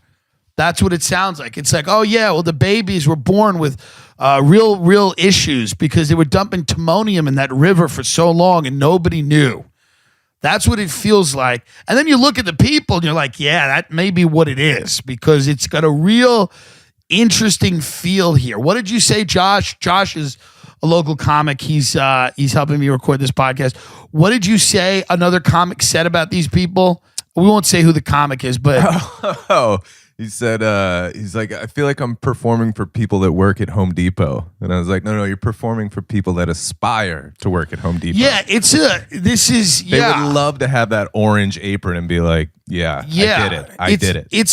It's a rough road out here. It just seems to be you know, because they're kind of well outside the realm of that defense industrial complex money. Oh, yeah. They want that, you know, when I performed at the Bethesda, Maryland Country Club for, you know, people that were literally dripping in blood, it was a very different vibe. You know, when you drove through Bethesda, Maryland, you're looking at these beautiful English Tudor style homes, these brick castles, stone castles set back far from the road, really nice. And you're like, oh, this is all built with blood money, all of it, you know?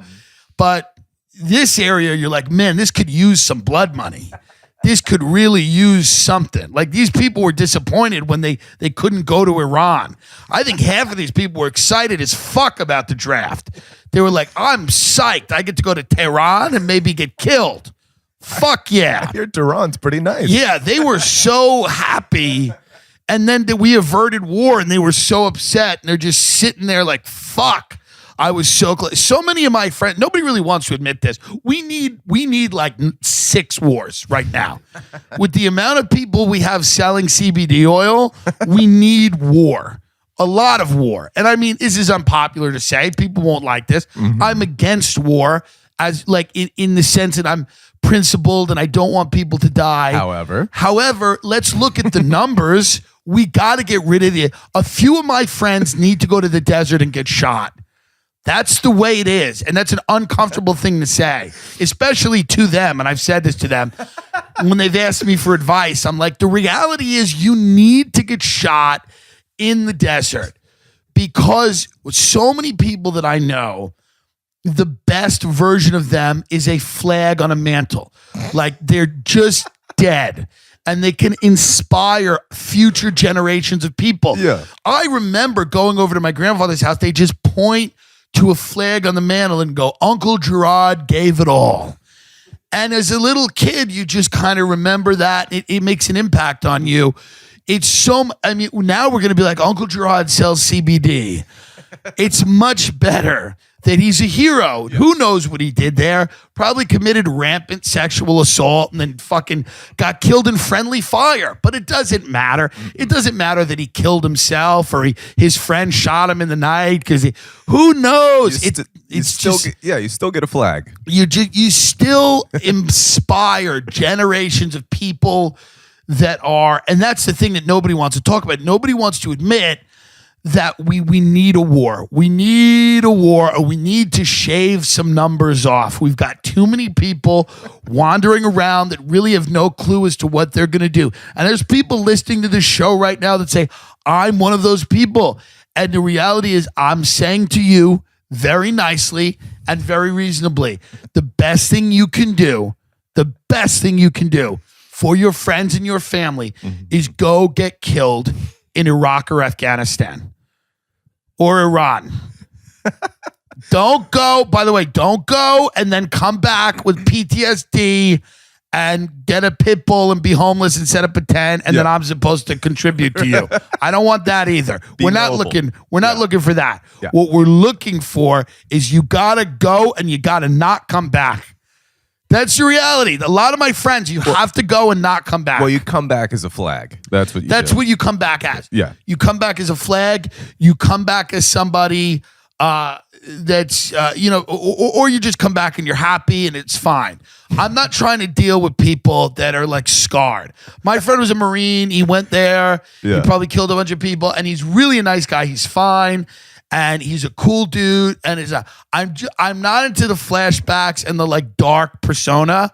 And I'm not saying it's not needed, but just it is what it is. You know what we're doing over there. There's nobody that should join the military now and shocked about what it really is. You know what it really is. You know you're not handing out candy to the townspeople. It is what it is. You're putting a gun in a toddler's face and saying, "Where's daddy?" You know what it is. And if you're going to do that, no hate from me. But just don't come back all shocked with PTSD because it wasn't what you thought. You thought you were going to be helping people in Iraq find their lost dogs. I'm just picturing you as a recruiter, like an army recruiter in a high school, just yelling at 17-year-olds. I'd recruit a lot more people because I'd be honest. I'd be like, who wants to shoot up this school? Do you want to shoot? Form a line. How about we just keep that thought, hold that thought. Get on a plane. You know where else there's schools? We're going to put you on a plane, and we're just going to have you shoot up other schools. There's bullies there, too. Yeah. They won't like you either. See, I like that. You're taking their talents and then guiding it somewhere else. Yeah, I mean, listen, at the end of the day, I know that there's a lot of heroic people in the military that are great people that are doing something that I do not have the balls to do, and that's great. But then there's also a lot of my personal friends that need to get killed and are living in safe areas, and they're never going to be killed. And because they live in the suburbs, they're never going to be caught in the crossfire of a bad drug deal for the most part, at least not for a few years till things really start heating up out there. But for right now, it's just bacon, egg, and cheeses and nothing. So what they need is to be heroes. All of my friends need to be heroes. That's all. And who's to say what a hero is? I mean, one guy's hero is another person's, you literally shot my baby. So I'm not saying what it is. I just know that if you're joining the military now, they understand what it is. Right. And a lot of it is good. Listen, we've done a lot of great things with the military. We've done a lot of not so great things. I don't know which one of them you're going to do. And neither do you. That's the fun of it. You don't really know which end you're going to be on. You could get there and go, well, this doesn't seem great, but you're in now and it is what it is. I thought comedy was going to be different. It ain't. It's not. But, it's not like PTSD where I'm like being like, fuck, I thought it was going to be, I'm not going to hang myself. I'm not going to, yet. And if I do, I'll do it quietly, Yeah. And I do think we should provide better mental health care for the soldiers that come back. But I also think a way to avoid some of it is to be very honest about kind of what it might be. Like we might be like, you might be helping people and killing terrorists. You also might be the terrorist. We don't know yet. We don't know which mission you're going to be on. We don't know. Kind of makes it fun. It's like a choose your own adventure. It's what makes it fun. So just understand. But the larger point here is that so many people in this country need to be heroes. And we need to give them a way for them to be heroes. And if they continue along their path of not getting shot in a foreign country, it will help no one. So that's just my point. So I'm telling all of my friends, maybe it's time to enlist. I don't know. Maybe it's not. But at the end of the day, it's something to think. Hey, it's something to think about.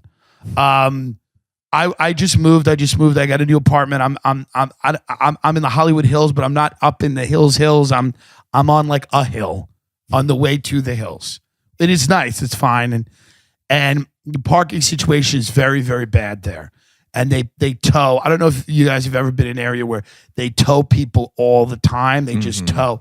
And the reason I think that they tow people all the time on this block is because this is a block of predominantly apartments, and people that live in apartments and specifically nice apartments like condos, or as they call them on my block, villas. They're certainly not villas, but they call them villas. What a rebrand. People that live in villas are rats. Like they'll pick up the phone and call the cop.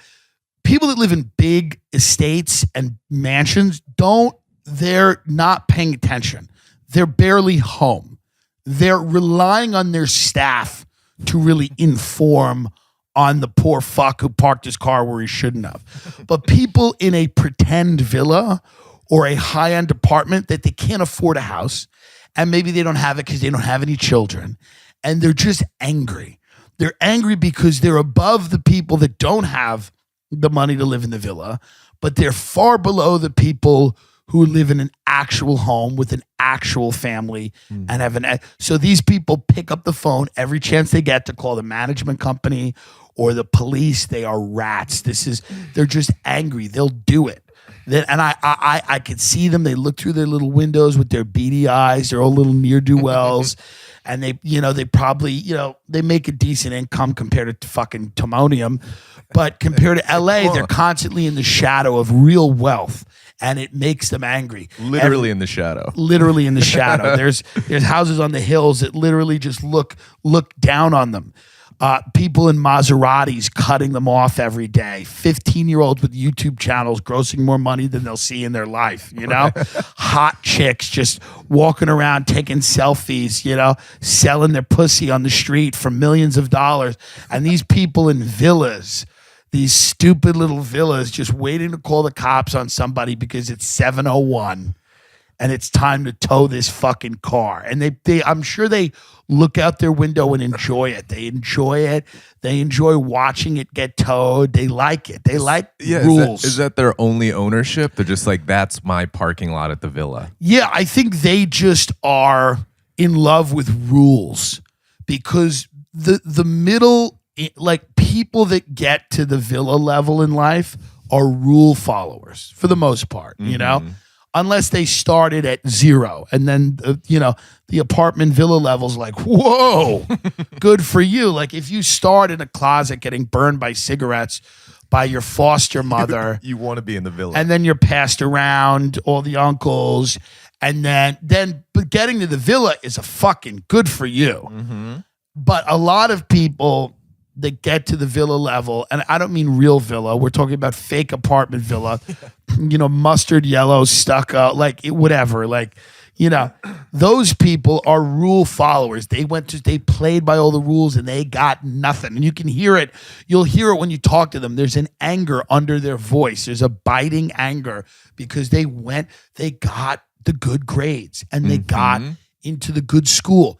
And they maybe even went to grad school and they got the internship and they did the right thing. And they just forgot that they weren't particularly talented and they didn't particularly matter at all. They weren't unique and they didn't have any perspective or point of view that was interesting or important. And they couldn't think outside the box, or they didn't bring anything special to whatever institution they were working in. And they just basically died on the vine. They were a person. They were a paper pusher. They were just sitting there. Everything was about health insurance. I just need to get the right health insurance because they were always Googling diseases they didn't have, waiting to die. Yeah, open season is in November. This is a certain type of person that's just waiting to die. They're waiting to get a terminal illness their entire life, and they just Google, and every job they take is about what health plan will help when I finally get this thing I'm convinced I have because I have a headache sometimes Tuesday mornings. And I have aunts like this. I know people like this, and they're not bad people, but they're careful people. They've had rules beaten into their head since they were a little kid. And then you meet really successful people and they don't give a fuck about the rules. Mm-hmm. And you're like, oh, there's maybe a correlation here. That really successful people, a lot of times, sometimes, yes, it's because they were born rich and they have a lot of money and it's easy to not care about the rules when your fucking dad owns fucking, Paramount. I get that. But then you meet a lot of people that were successful and got successful by not giving a fuck. That went on the outside, that didn't care, that weren't living every day like they were going to die tomorrow. Don't prepare for your own death. I know that many people out there like fetishize that. They love it. They love it. They love telling you stories about people who are fucked. And they're like, car accident, lost everything, medical debt. You know, my aunt will do that. She'll go, Never gonna walk again. medical debt, bankruptcy. And then like invariably, you know, sometimes I'll meet some of these people from my town that like are being talked about and they're fine. They're like, oh, yeah, I declare bankruptcy. Yeah, I'm fine. Like, but it's just this horror story that keeps everyone in line, you know? And my aunt would do that. She would be a collection of tales. Depressing stories. Depressing stories that were supposed to teach you to follow the fucking rules. And if you didn't, somebody somewhere was going to kill you.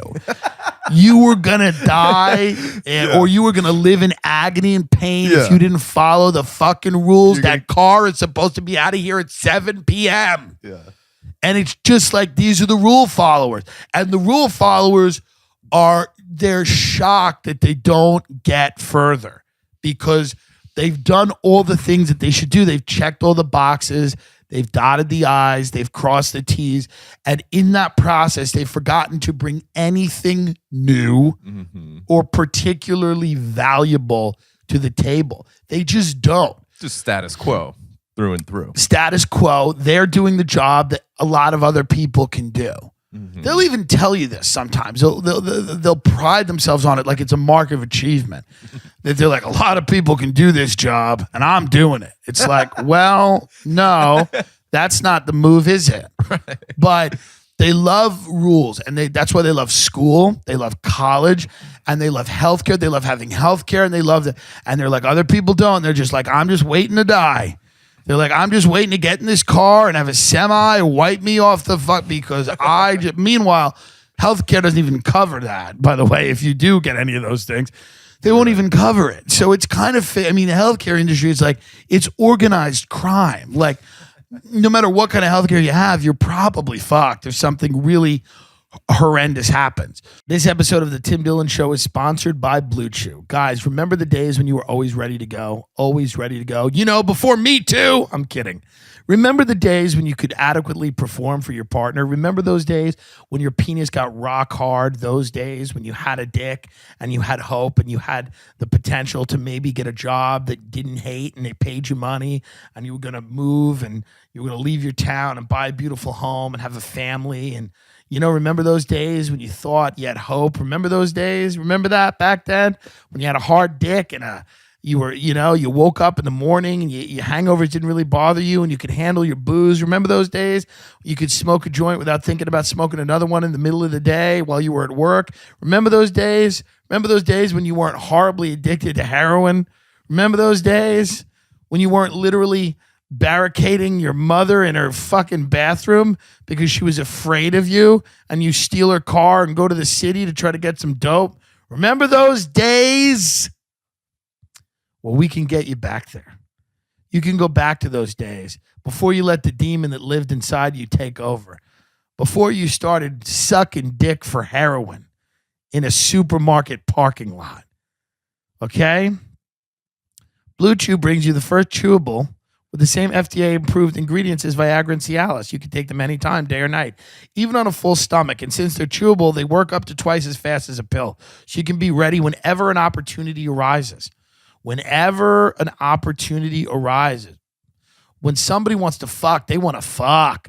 They don't have time for you to fucking get your life together, get your blood circulating again by going to the gym and eating right.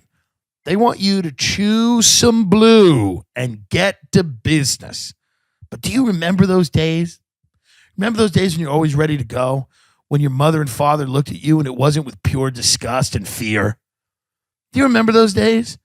You remember those days when the world was your oyster? You could do anything you want. You were young. You might have been a bit naive. You remember those days? You remember what it felt like to be a human being and just enjoy the sun? You remember those days you used to go to the beach with your friend Karen? Now she won't talk to you anymore. She won't even answer your calls because she saw you collecting cans last Wednesday and it made her shudder. She shut the door of her house because she saw you peddling a shopping cart full of cans down the street. and you look gaunt and pale and your eyes are sunken into your head. You remember those days before that was your reality? Before the drug had literally taken over your entire body? You remember those days? Blue Chew is made in the USA. And since Blue Chew prepares and ships direct, they're cheaper than a pharmacy. I mean, how cool is that? Shipped in discreet packaging. It's very discreet. You don't have to go to the doctor's office or wait in line at the pharmacy, and it ships right to your door in a discreet package. But do you remember those days when you were always ready to go? You ready to fuck? When you used to shit inside?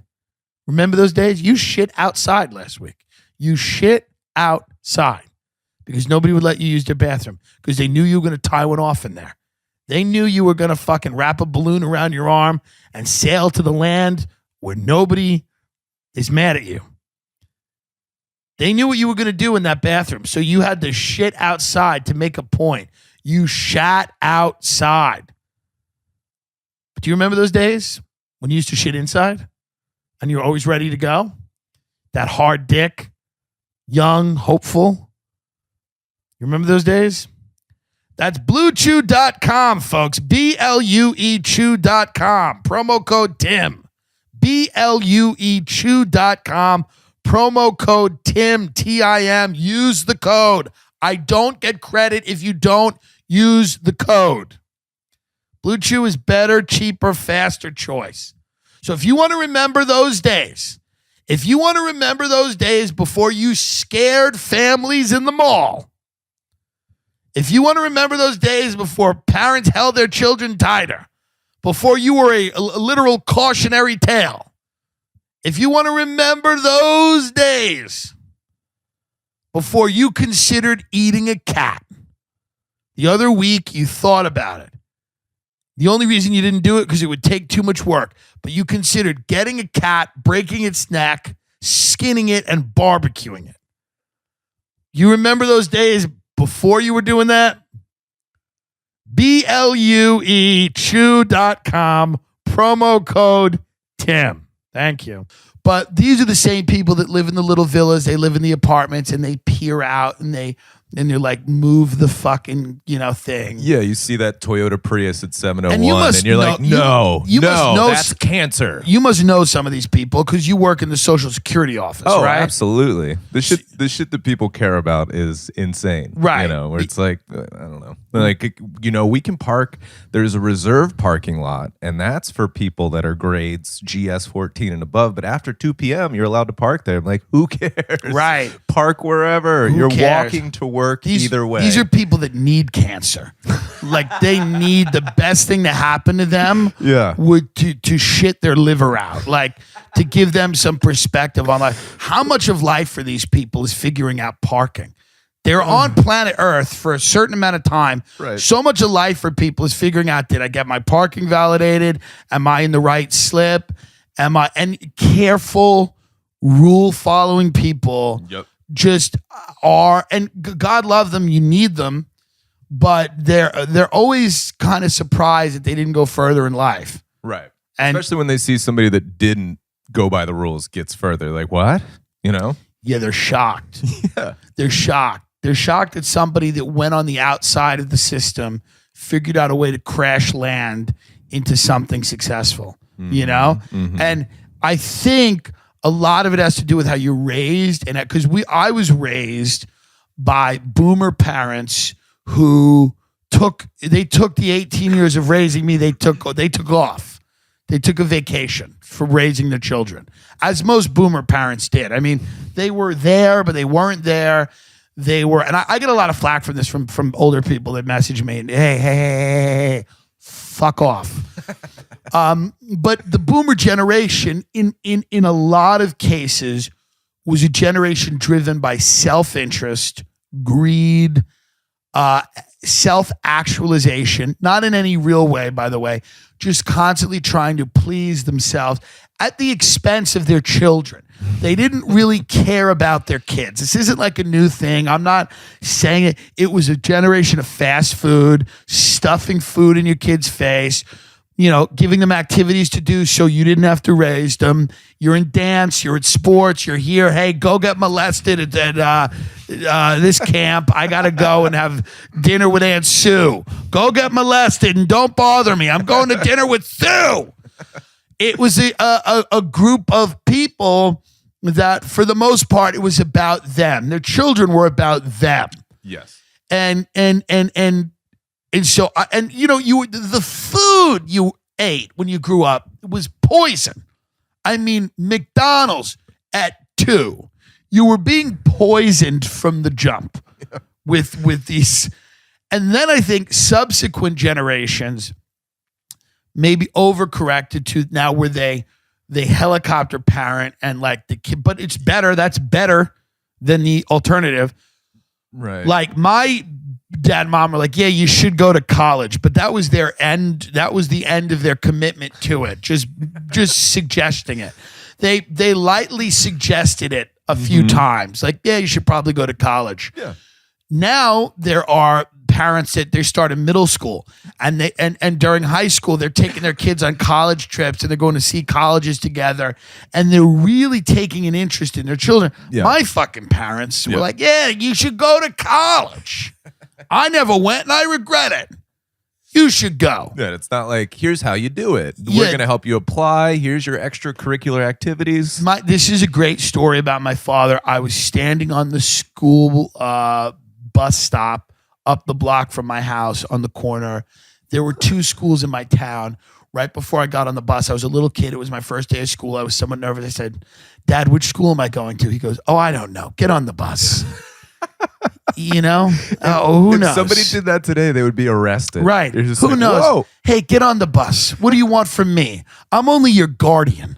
I'm only your father guardian. And I know there's 2 options, and I should know which one the little kids go to and which one the bigger kids go to, but I don't have the time for that.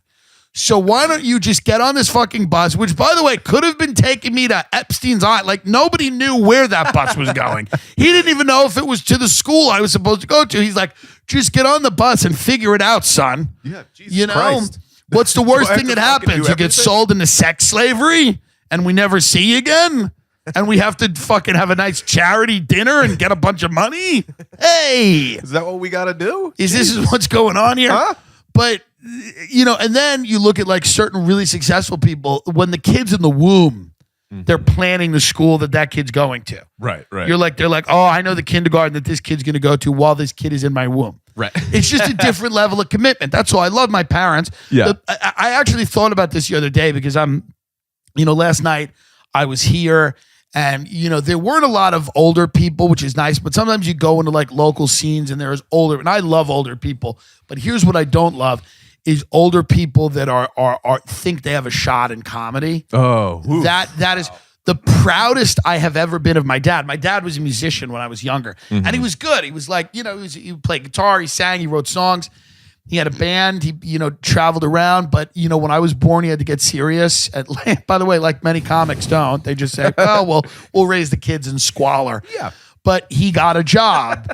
And instead of, not making money at being a musician, he got a job and he didn't make money at that, He was just a bad salesperson, which I appreciate because Right. at least you have the optics of trying. Sure. And he gave it a shot, and I had I had food and everything like that, clearly, but Multiple- I didn't have emotional, but I had the food. We had Wendy's when Yeah. we wanted, There was some type of school bus taking you somewhere. Yeah, I was on a bus going were on a somewhere. bus. I had a Monterey Ranch chicken sandwich from Wendy's. Here and there, no big deal. Everything was fine. Yeah.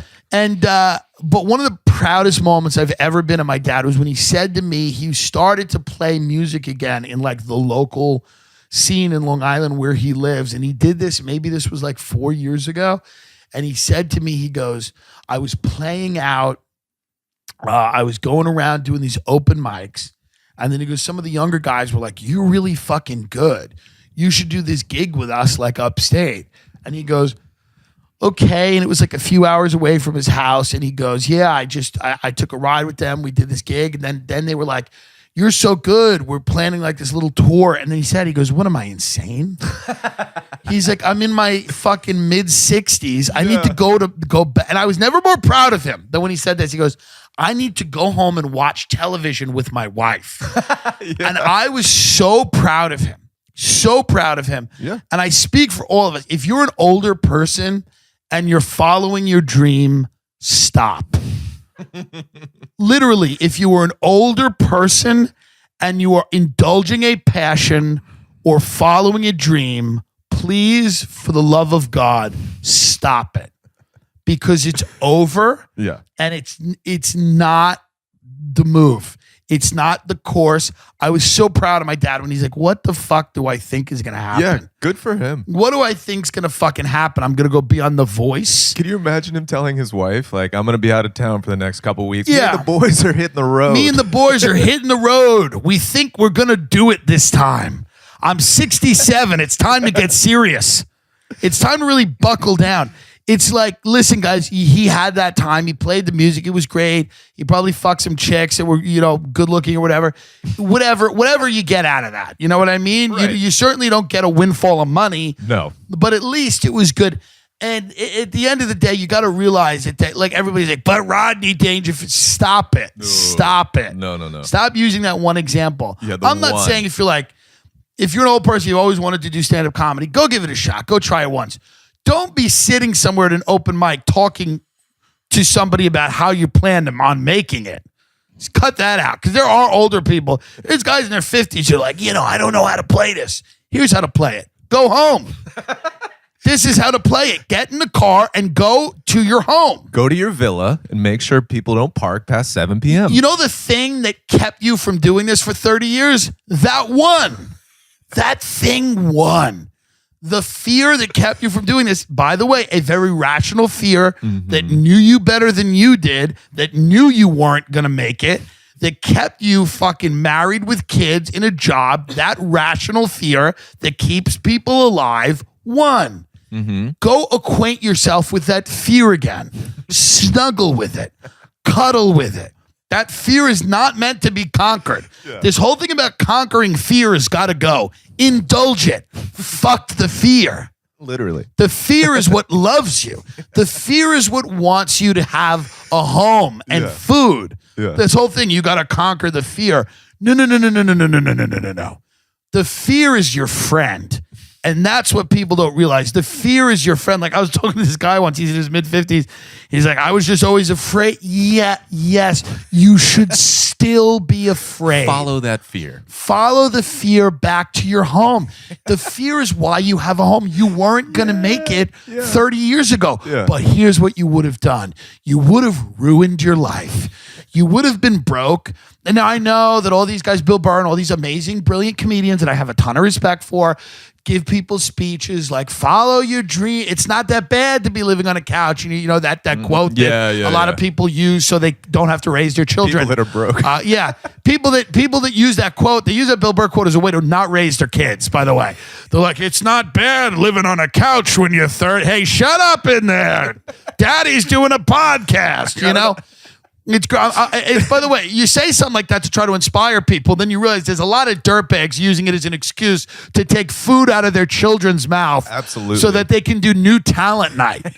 Where they pay to do it. Right. It's like, I feel, listen, you don't want to tell people, you don't want to ever close the door behind you. Like, you don't want to be like, we're the last generation of people to ever do this. Obviously, no one is saying that. There's a lot of people that are going to far exceed my success and career and be better at it and everything. But not when you're 50. You don't start when you're 50. You just don't. No. Also, you don't mortgage your children's future to do this. That's immoral. You're a bad person. Yeah. You're a bad person. There's no other way around it. Right. You're a bad person for doing that. Yeah. And it's very, very sad when that happens. Yeah. Child Protective Services should come in. Yeah. You're at open mics 5 nights a week? Interesting. You can't have a child that is asking you, Mommy, where are you going? Or Daddy, where are you going? And you're going to an unpaid bar show. It's immoral and you have to stop it. Yeah. And you're a bad person. If you're doing that, you're not good. I'm not saying if you have a day job and you're providing for the kids, do anything you want as a hobby. And by the way, still not this. do something else and make more money for the college fund, you fucking skell. You're a skell.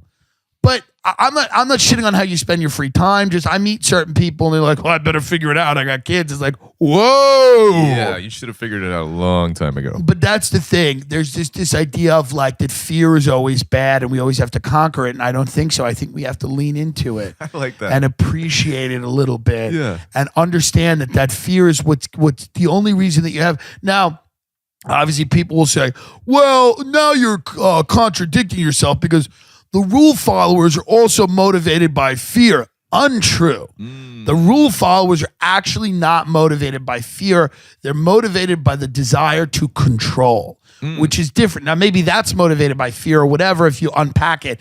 But the rule followers are actually people that are they want control and they actually want to seem, they just want to be better than other people. They want to look down on someone, even if it's someone that should just be, you should just pity. Right. They want to look down on something. They look down on the guy that didn't get health insurance and then a car hit him.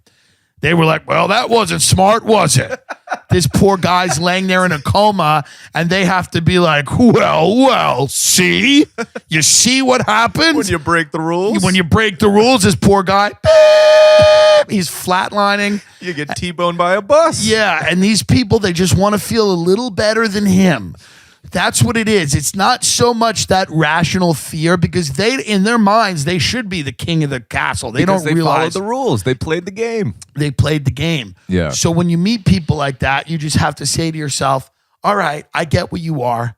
There's nothing, inherently like evil about you, but I know where you are and I know that you're going to call the police if this car is here. At 7:05 because that's what you're built to do. Right. You're built to do that because you believe if you rat on the guy that parked his car in the wrong spot, then that means that everything is right with the world. And you're above them. You're above them and that you're going to move up the ladder because you think that's how people move up the ladder, by being rats.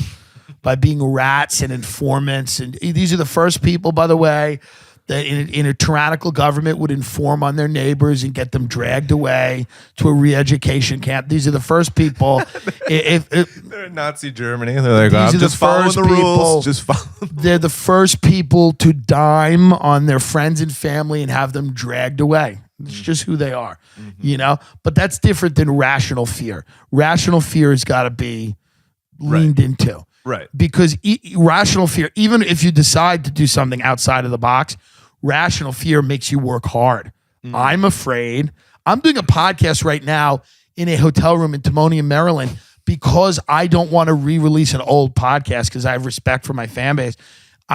Because I fear that if I don't do things all the time that are funny or interesting or good, people will tell me to go fuck myself, as they should. As they should, But there are people that just have no fear at all. And those are the people that seem insane because children have no fear. Children are insane if you speak to them. They believe things that aren't true. They believe in Santa Claus. Children they're insane. And if you don't become an adult, like I had somebody last night ask me, sweet woman, but she goes, how do I become a feature? And it's like, there is no answer that I can give you. There is no answer that I can give you. There are no answers to those questions because you either are going to become a feature, which doesn't matter if you're a featuring friend. No one cares. But you're either going to become that or you're not going to become that. And it's either going to take you 2 years or 5 years or no years. And I have nothing to say about it. And it doesn't make me a dick. There's no secret I can share with you that I'm not. There's no investment advice I can give you. Right. What about investment advice? That's what whenever like a comedian asks like somebody for not specific advice about a situation, which I do all the time to people like Rogan, people that I respect, I'm like, what should I do here? But like very vague general advice, like, hey, how do I sell tickets?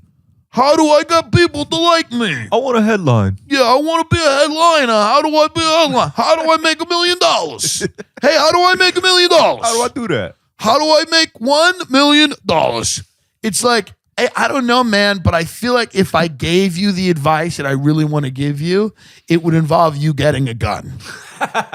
It would involve you purchasing a weapon to probably use on yourself because there are some people in comedy that you meet and you go, if you got it together, you wouldn't do this. Like if I could tell you the skills that you needed to get better at this, you would actually, if you were the type of person who would succeed at this, you wouldn't do it. And that's the crazy thing. And that's what people don't want to hear. Like if you had any of the dedication or self-awareness or talent or whatever that was needed, you'd be on the outside doing fine. Yeah, you would take that drive and channel it somewhere else. Yeah, you'd be doing something. It's a rare group of people that can that fucking like, and I'm one of them that just fucking hit the wall everywhere else and come into this and they're like, okay, so I can figure out how to maneuver and navigate and I can work hard and I can be dedicated and I can do what I need to do. But there's a lot of people that if they had those skills, they would never have done this in the first place. Right. There's a lot of people here that just want to get high. They want to get high and go out with their buddies and that's fine too. Right. But then you can't ask why you're not, why you're not doing well. Well, you're not doing well. Should I get fucked up more? Or yeah, I don't know. Go watch a Gary Vaynerchuk, maybe. Pick a motivational speaker to fill you with nothing. Yeah.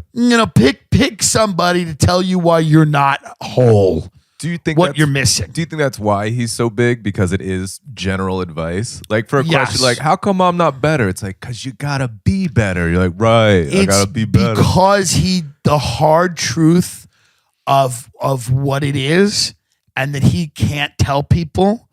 And I understand why, by the way. I don't hate him. Like when I make fun of him, it's because he does ridiculous things. Yeah. So they're funny, but I have no hatred for him. I don't think he's ruining the world or anything.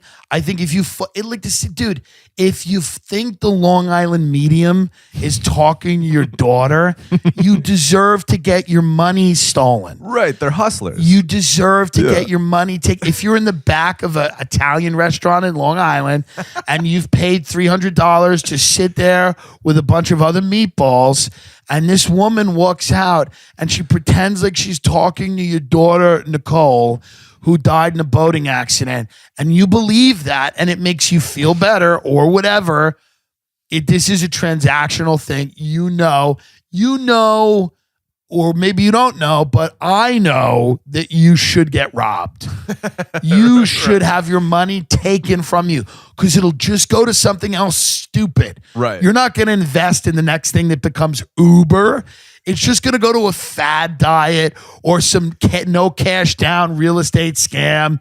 Or some of you would buy that Miracle Spring Water that idiot sells at 2 a.m. Like, there's nothing that you people won't open. My mother took money and bought Beanie Babies, at McDonald's and tried to retire on them, like collecting them.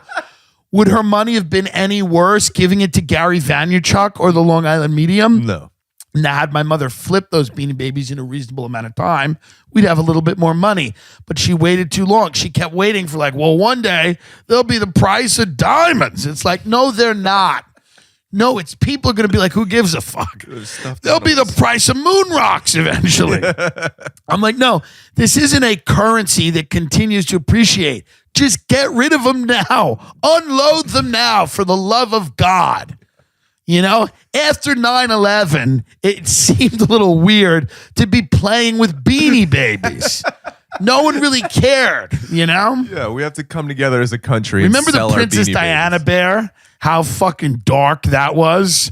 Here's the Princess Diana bear. My mother had that. That was like one of the big Beanie Babies. Was the commemorative Princess Diana Beanie Baby.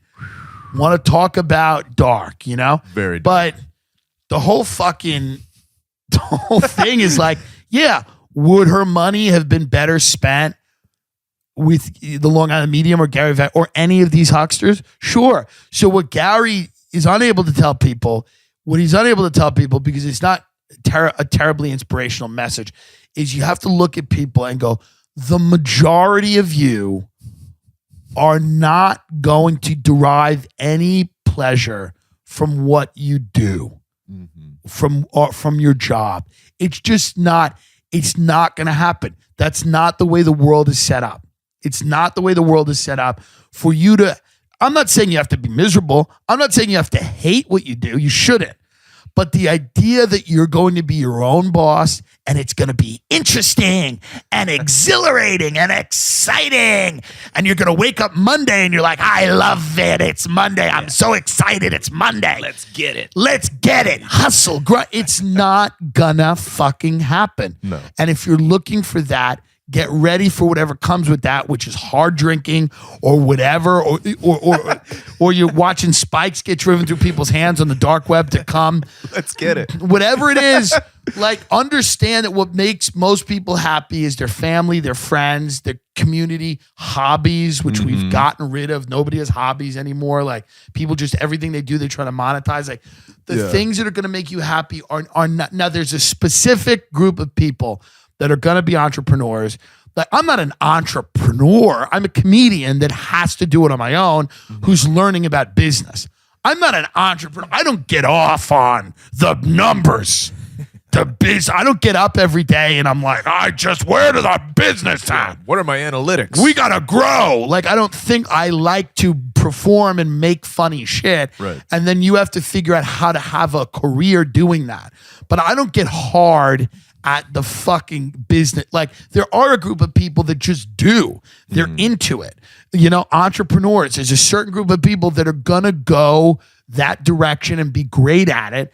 And whether they know who Gary Vee is or not, Gary Vee's not making the difference between you having a business or not. None of these people are. None of these Ty Lopez, any of these people don't decide whether you have a business or not.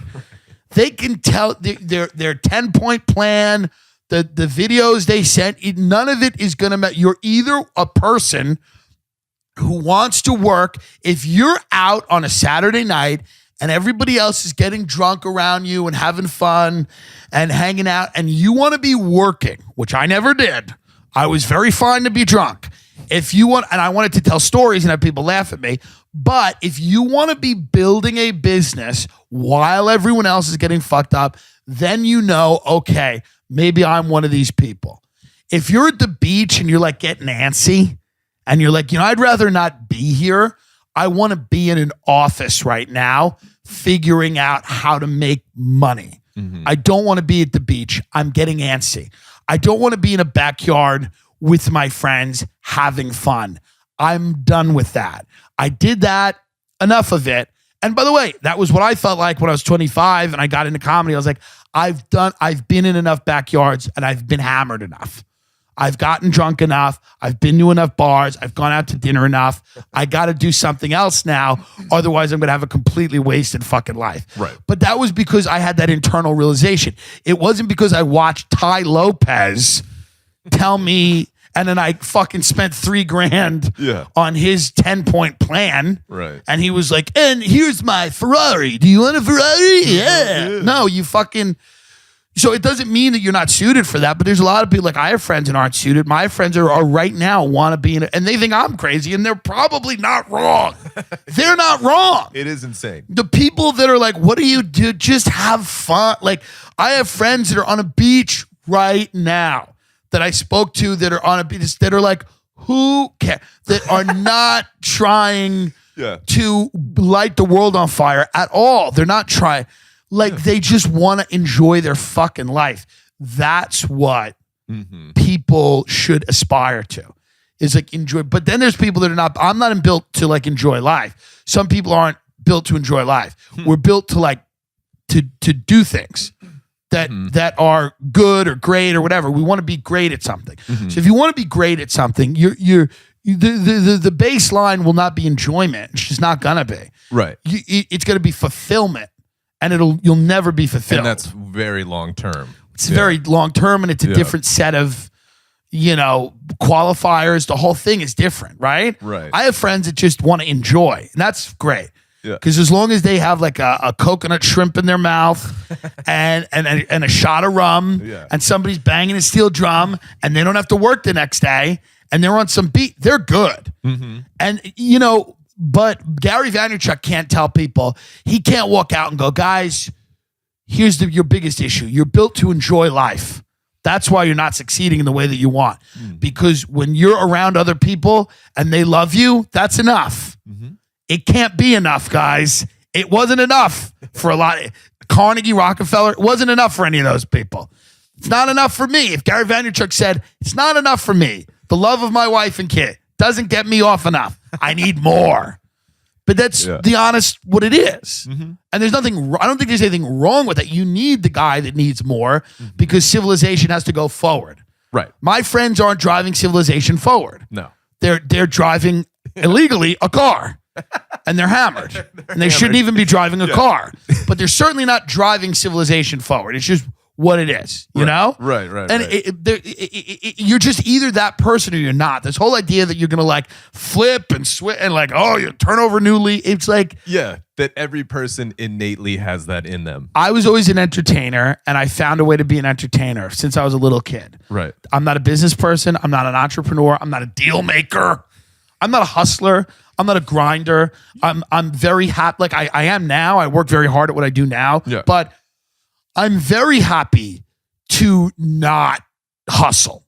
Like I fight my own nature. Right. Now, why I'm able to hustle is because I genuinely enjoy making people laugh and I like making stupid shit and having fun, right? Right. I like doing this. And even the parts of it I don't like, I can get through to get to the parts of it that I like. You do like, yeah. But by no stretch of the imagination am I like some fucking... So you got to be honest about what your nature is. I'm not like a business person. I would never, like, let's say I make a lot of money at this. I'm making decent money now. I would never I've seen call your myself a business person. I've seen your hotel room. You're doing great. I mean, yeah, this is the Holiday Inn in Timonium. But there's no, in my head, there's no like, oh, I'm a business guy. Yeah. I'm a CEO. I'm a titan. I know comics that are like that. Good for them. I'm a boss. I'm a boss. I'm the boss. I don't want to be. I don't care. Right. I don't want to be. I don't want people working for me. I mean, I want people that are working for me that like enjoy what we're doing. Yeah. But none of it's like me being like, oh, you better fuck it. Like, that doesn't come naturally to me. I'm a loner. I want to be alone. I want to breeze through the country doing comedy clubs. I don't care. I don't want to be in a writer's room. I don't want to like, I would love having a show on TV or I'd love doing something like that. But like the idea of being in like a structure and being like, I work for, like, I don't care. All that corporate shit, it just doesn't matter. It doesn't mean that it is like the wrong way to go. It's just for me, none of it matters. Hey, everybody, The Bachelor kicked off this week on ABC and everyone's very excited. And you know me, I've never said a bad word about The Bachelor. I think it's great. And I think we should spend more time not only watching it, but discussing it. If you watch ABC's The Bachelor, you should be listening to a companion podcast. It's what's done. You're not getting the most out of the show otherwise. The problem is most of the companion shows are absolute shit. The one you should be listening to is called Another Bachelor Podcast. That's the name, Another Bachelor Podcast. These guys are fucking hilarious. They're three cis white males with a lot of perspective on what girls are going through. One of the hosts, Nick, really funny story. He's from La Crosse, Wisconsin, which, funny enough, is where the Smiley Face Killer did a good amount of work, but sadly not to Nick. That's why he's producing podcasts. But it would be much better if he was at the bottom of a lake. Anyway, Nick was raised by his grandmother. Both of his parents were diagnosed schizophrenics, which is a bad roll of the dice, but he's a good kid. If Nick was a schizophrenic, he'd be funnier. Anyway, I'm kidding. I like Nick. I met Nick once. Another guy on there, Dylan, really funny, Jewish from Studio City, mom's from Queens, dad's a Trump-loving Vietnam vet from the backwoods of Virginia. By the way, all they're doing with this ad is describing how much better their parents' podcast would be. Give me the Trump-loving Vietnam vet and the schizos.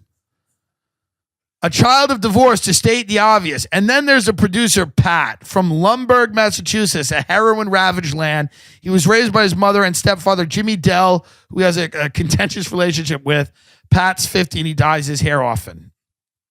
Every week, these guys take the piss out of one of the best shows on television, The Bachelor. Take out the latest episode breaking down the limo exits and shocking return of Hannah Brown. Subscribe to Another Bachelor Podcast on Apple Podcasts, Spotify, YouTube, or wherever you listen to podcasts, and get ready to laugh your dick off. Nick produces this past weekend with Theo Von. Nick is a good guy. Nick has bought ads on the show, so we're plugging his Bachelor Podcast. I have not listened to the podcast, but I'm going to. And Nick is like funny when you talk to him, so it's probably not the worst bet. Like if you listen to The Bachelor, It's not the worst. You know what I mean? Like, so if you watch The Bachelor religiously, and like people like these Bachelor companion podcasts, I don't know why. I think it's because the empire's over, and we're beginning our transition to AI, and humanity as a race has failed, and we're just sucking up the last little bit of resources on the planet before a stronger, more durable intelligence comes and takes us over. That's what I believe is happening. So I believe that in this weird interim time, The Bachelor is like fun. You know, it's like a fun way to kind of just like circle the drain of humanity, you know? So they're doing this Bachelor kickoff podcast, and I guess it's really good. You know, Nick's from La Crosse, Wisconsin. He's a podcast producer, and he's got his buddies with him. He's got Dillon. Why do they put in that he's Jewish? Really funny Jewish from Studio City. What's that about? Mom's from Queens. Dad's a Trump-loving Vietnam vet. So that's why they're giving you the backstory, guys. So it's not only that they're talking about The Bachelor, their comedic perspectives are informed by these very interesting lives. Like Nick's, both of his parents were schizophrenics, and he was raised by his grandma.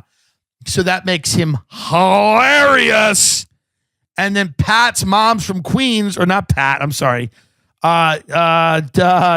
Who else here? Dylan's mother's from Queens. So he's a fucking rip. This guy's a rip. His dad supports Trump, like 65% of men in the country. But so it gives Dillon this unique perspective, like what's it like to be Jewish and live in Studio City? And then Pat is a 50-year-old who God only knows why he's doing this. He's probably on the edge of killing himself. Listen to the show so Pat doesn't kill himself. He was raised by his mother and stepfather. He's 50 and he dyes his hair off. 50 is an interesting age. It's not an age where like this is a cute, fun thing to do. He thinks this is going to like become a thing. I don't know. Hopefully Pat's independently wealthy. I'm skeptical. But it's another Bachelor podcast, and you can get it. Let's tell you where you can get it, folks, because you know you don't know how to fucking, you don't know where podcasts are. How do you get a podcast nowadays? How would I even get it if I wanted to listen? So you can subscribe to it on Apple Podcasts, Spotify, YouTube, or wherever you listen to podcasts, and get ready to laugh your dick off. Again, it's called Another Bachelor Podcast. Another Bachelor Podcast with Nick, whose parents are nuts, Dillon, who's Jewish, and Pat, who dyes his hair. And I'll tell you right now, it's a good lineup of people. Give it a shot. If you're into The Bachelor, there's some women listening to my program, 7 or 8. I'm kidding. There's more than that. And men like The Bachelor too. Men are idiots. The point is this: if you watch The Bachelor, this is a good thing to check out. Thank you very much. Goodbye. So when did you figure it out, like that you wanted to channel all this into comedy then? Well, I was 25, and I had to bottom out first, which is another thing Gary Vee. I don't know that Gary Vee may say this to people. I think Gary Vee does. I'd love to go on his podcast and kind of talk to him about this and be like, because he would open my eyes up to some things too, and he'd be like, if my thing only helps like 20 people, then who's to say they're not going to start Disney? And blah. I'm like, whatever. And then I'm like, yeah, that's right. I mean, Disney does fuck a lot of kids, but I mean, Splash Mountain's fun. So I get it. And, you know, the Mickey Waffles, but I get what he's saying. I had to bottom out. I guess he does. I think he does do this. I think he does go on the route of like, you're not failing enough. I think a lot of these guys do that. Tell people they're not failing enough. Well, that's a good way to have people buy into. Like, I fail all the time. Yeah, I'm on the right path. It's great, but I think what you got to tell people is just like, you kind of got to bottom out, or you got to hit a wall, and then you got, like, I hit a wall when I was 25 years old. I hit a wall where I was drinking every night.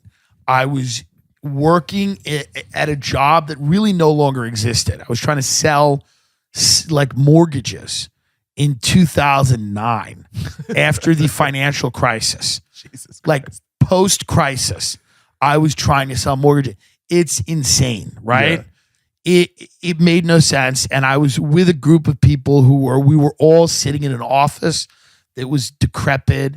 and there were fruit flies and leaks from the ceiling, and it was a windowless office in Long Island Jesus Christ. on Broad Hollow Road, and all of the mortgage guys had left. Like, it was like life after people. Like, essentially, like, there was like almost tumbleweeds blowing through the parking lot because all the Porsches and Maseratis and BMWs, they'd all either been repossessed or they drove them somewhere else, you know?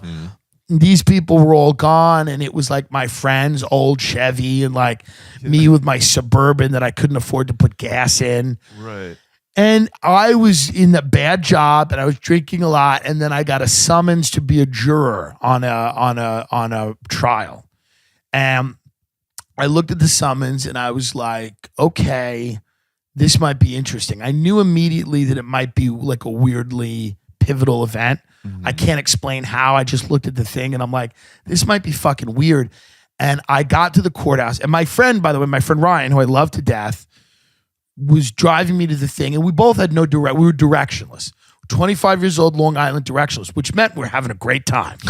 We're having a great time. Being white and directionless in Long Island is fun. Smoking weed, boozing, eating at a corporate steakhouse whenever we wanted. He would steal money from his parents, and we would go, I would steal. Like, we were thieves. We'd just take things. Who cares? You don't need it.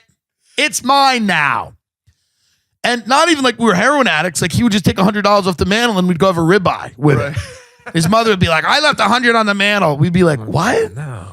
And I would just have whatever money that I had because I had bought a house when I was 22. Oh, right. And everybody that's listened to the show knows this, and a lot of people know this, but I had stopped making mortgage payments because not only couldn't I make them, but it didn't even make sense. Like, the house had lost 50% of its value in the last 2 years. So it would be crazy to keep making them. But, so here's the deal, right? I'm living rent-free. So I'm not making mortgage payments. So I'm living rent-free. And my buddy, so we're just eating at Vincent's Clam Bar. Things are okay. And I don't mean okay. I mean, our life is beating the shit out of us, but you'd never know. You'd never know. And that's why I think I was able to do comedy, because like, for a while, when comedy's throwing dirt in your face, you have to just kind of walk around like, hey, things are good. It's good. Things are good. I like it's good. dirt. Things are good. How are things? They're good. They're good. Oh, this dirt? Oh, nothing. I love dirt. I love dirt. I'm sleeping in a fucking, in a garbage pile as a bit. But when he dropped me off, he goes, good luck. It was the craziest thing because he knew I wanted to get jury duty. Because I was like, I think this might be fun to do. He's like, yeah, dude. Because again, you have to understand what being directionless means. We had no direction. We didn't know where we were going. Nobody knew which way we were going. So like, the idea of jury duty is like, this is new. Most people dread it. They want to get out of it. We're like, could be fun. New experience. Could be fun. Yeah. I show up and I see like there's news vans outside of the courthouse. Yes. And I'm like, this is interesting. I thought it was going to be like some guy. Like, Long Island jury duty is usually like, some old Jewish woman fell in a Wendy's. She wants $150K. Wendy's wants to give her 80 because she was drunk. Something like that. It's a give and take, yeah. Something in that realm of, I get there and they're like, this is a trial for murder, torture, rape. Immediately, I'm excited. Yeah. I'm excited immediately because you're like, this number one, cool. Like, let's be very honest. Cool. It's a cool thing that someone was murdered and tortured and raped. But by the way, they didn't get a conviction of rape. Allegedly, right? Allegedly. But here's what's cool about it. Not that it happened. Not that it happened. What's cool about it is I get to now go undercover and figure it all out. I'm the detective now if I get selected. So I walked in and I found out later that I was a defense pick, like the defense wanted me, which means they looked at me and were like, he'll understand torture. That's literally. Hell, he's probably done it. Yeah. I don't know. They look at me and they're like, look at that guy's face. He understands extenuating circumstances. He gets that sometimes things need to be done, and they weren't wrong. At that point in my life, I was a 25-year-old degenerate alcoholic with a foreclosed house in Long Island. I knew that sometimes you had to carve a bitch up. I was in the closet. I hadn't come out of the closet yet.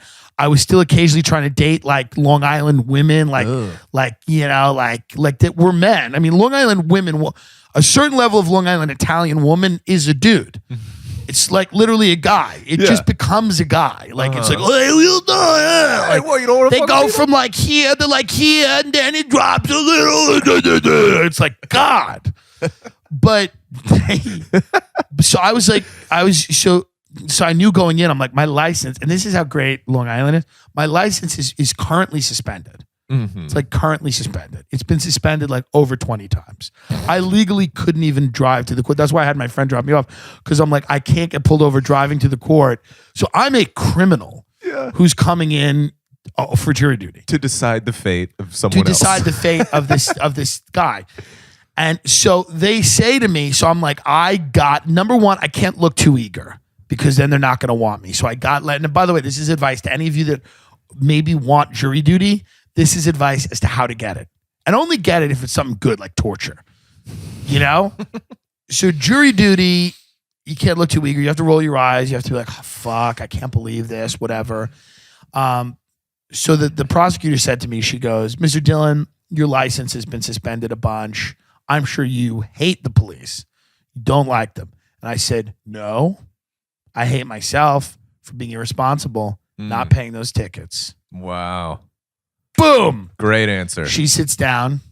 The defense attorney gets up, this lady who wore like, Miss Frizzle in the Magic School Bus? She wore those outfits and crazy jewelry.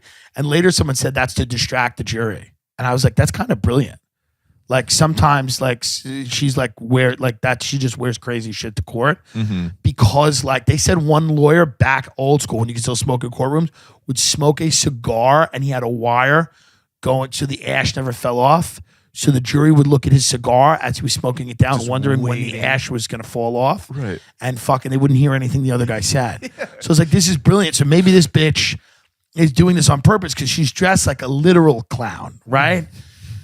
She gets up. She's like, Mr. Dillon, murder, torture, rape. How can you be impartial when you hear words like this? And I was like, and she gave me a pretty easy one because she wanted me, I think, to be a juror. But I was like, they're just words. They're literally just words. I have not seen one shred of evidence. They're only words. And I was like, words mean nothing.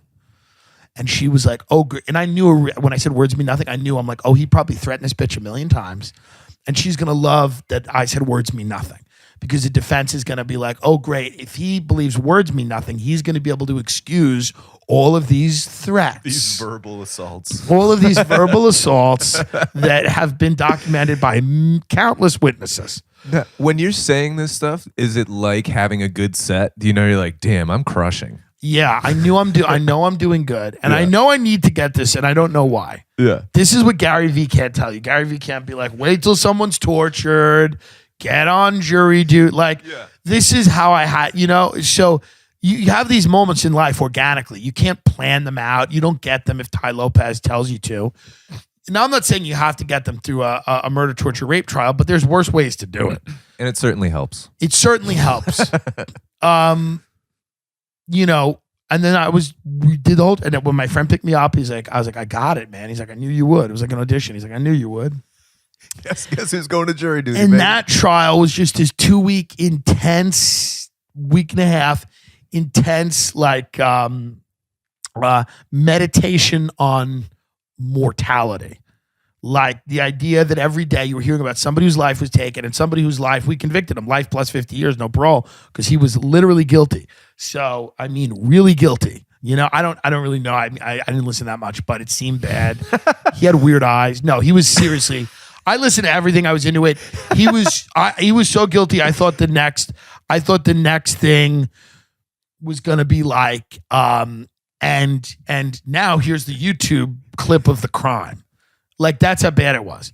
But during this whole thing, I was like looking at the ADA, who's now like the DA or the Congress. Well, I forget what she is now. But she was really good at her job, so good at her fucking job that, you were like, this is exactly what she's meant to do. she's meant to do this, you know? She was the head of the special victims unit. And I was like, I'm not meant to sell mortgages in a strip mall in Long Island. Like, I'm just not meant to be. It was not a strip mall. It was an office building, whatever. I was like, I got to not do that. You know, I got to figure out a way not to do that. And I think I started comedy that was in the spring, that trial. And I started comedy in the fall, late August. And I had one more summer of drinking in me. I had one more summer, still didn't get it. Had to my friend's father and me had to get in 2 boating accidents that summer.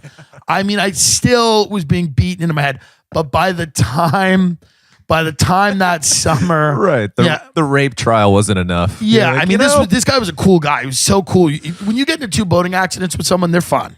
They're fun. To get back on a boat with someone you got into an accident with means they're fun. But at the end of that, I was like, okay, it's time to change, because sometimes you just got to get something out of your system. You got to get being a loser out of your system. Right. And being a loser is fun. No one will admit that being a loser has its benefits. Yeah. And actually starting to not be a loser can suck. And then you have to worry about oh God, now I got to stay not a loser, right? Right. Obviously you don't want to be a loser, but and then people would look back and be like, "Oh, you were never a lose." I'm like, "Yeah, I was. I was an absolute I had lost everything, and I was I was the definition of lose." Right. But sometimes you just got to get that shit out of your system before you can go. And unfortunately, sometimes that kills you. Right. Sometimes that kills you. Sometimes the things you have to do to get being a loser out of your system kill you. So it's unfortunate. And then sometimes you'll never get being a loser out of your system, which is why you need to get killed in Iran. You need to get shot in Iran. Sometimes it will never work. You're never going to see the light. So you just need to go to Iran and get shot. And it says nothing negative about you. It's just an observation I have from 30,000 feet looking at your life. And I'm going, you need to be a flag on a mantle that someone points to. That is your moment. That's your pivot. And they point to it with pride. I would give Gary Vee all of my money if he started his next lecture by grabbing the mic and going, half of you in this room need to be in Iran getting shot at right now. You need to be getting shot at in Tehran right now. And 10% of you should have your own companies. All right. Thank you guys for listening. I really appreciate it. Thank you for coming on. Yeah, dude. Thanks for having me. You're the best. Josh, plug your social media. If anyone's around Baltimore, do you run a show or does Umar run that show? Umar runs his show, Gin and Jokes, at Joe Squared in Baltimore the first Thursday of every month. I'm at Josh Caderna on all. And that's a great show. And he gets some really funny comics. Yeah, it's a great show. I'm at Josh Caderna on all social media stuff. And Umar and I have a podcast called The Digression Session. So check that out. Well, thank you so much, dude. I appreciate this. Thank you, man. You're the best. Thanks a lot, buddy.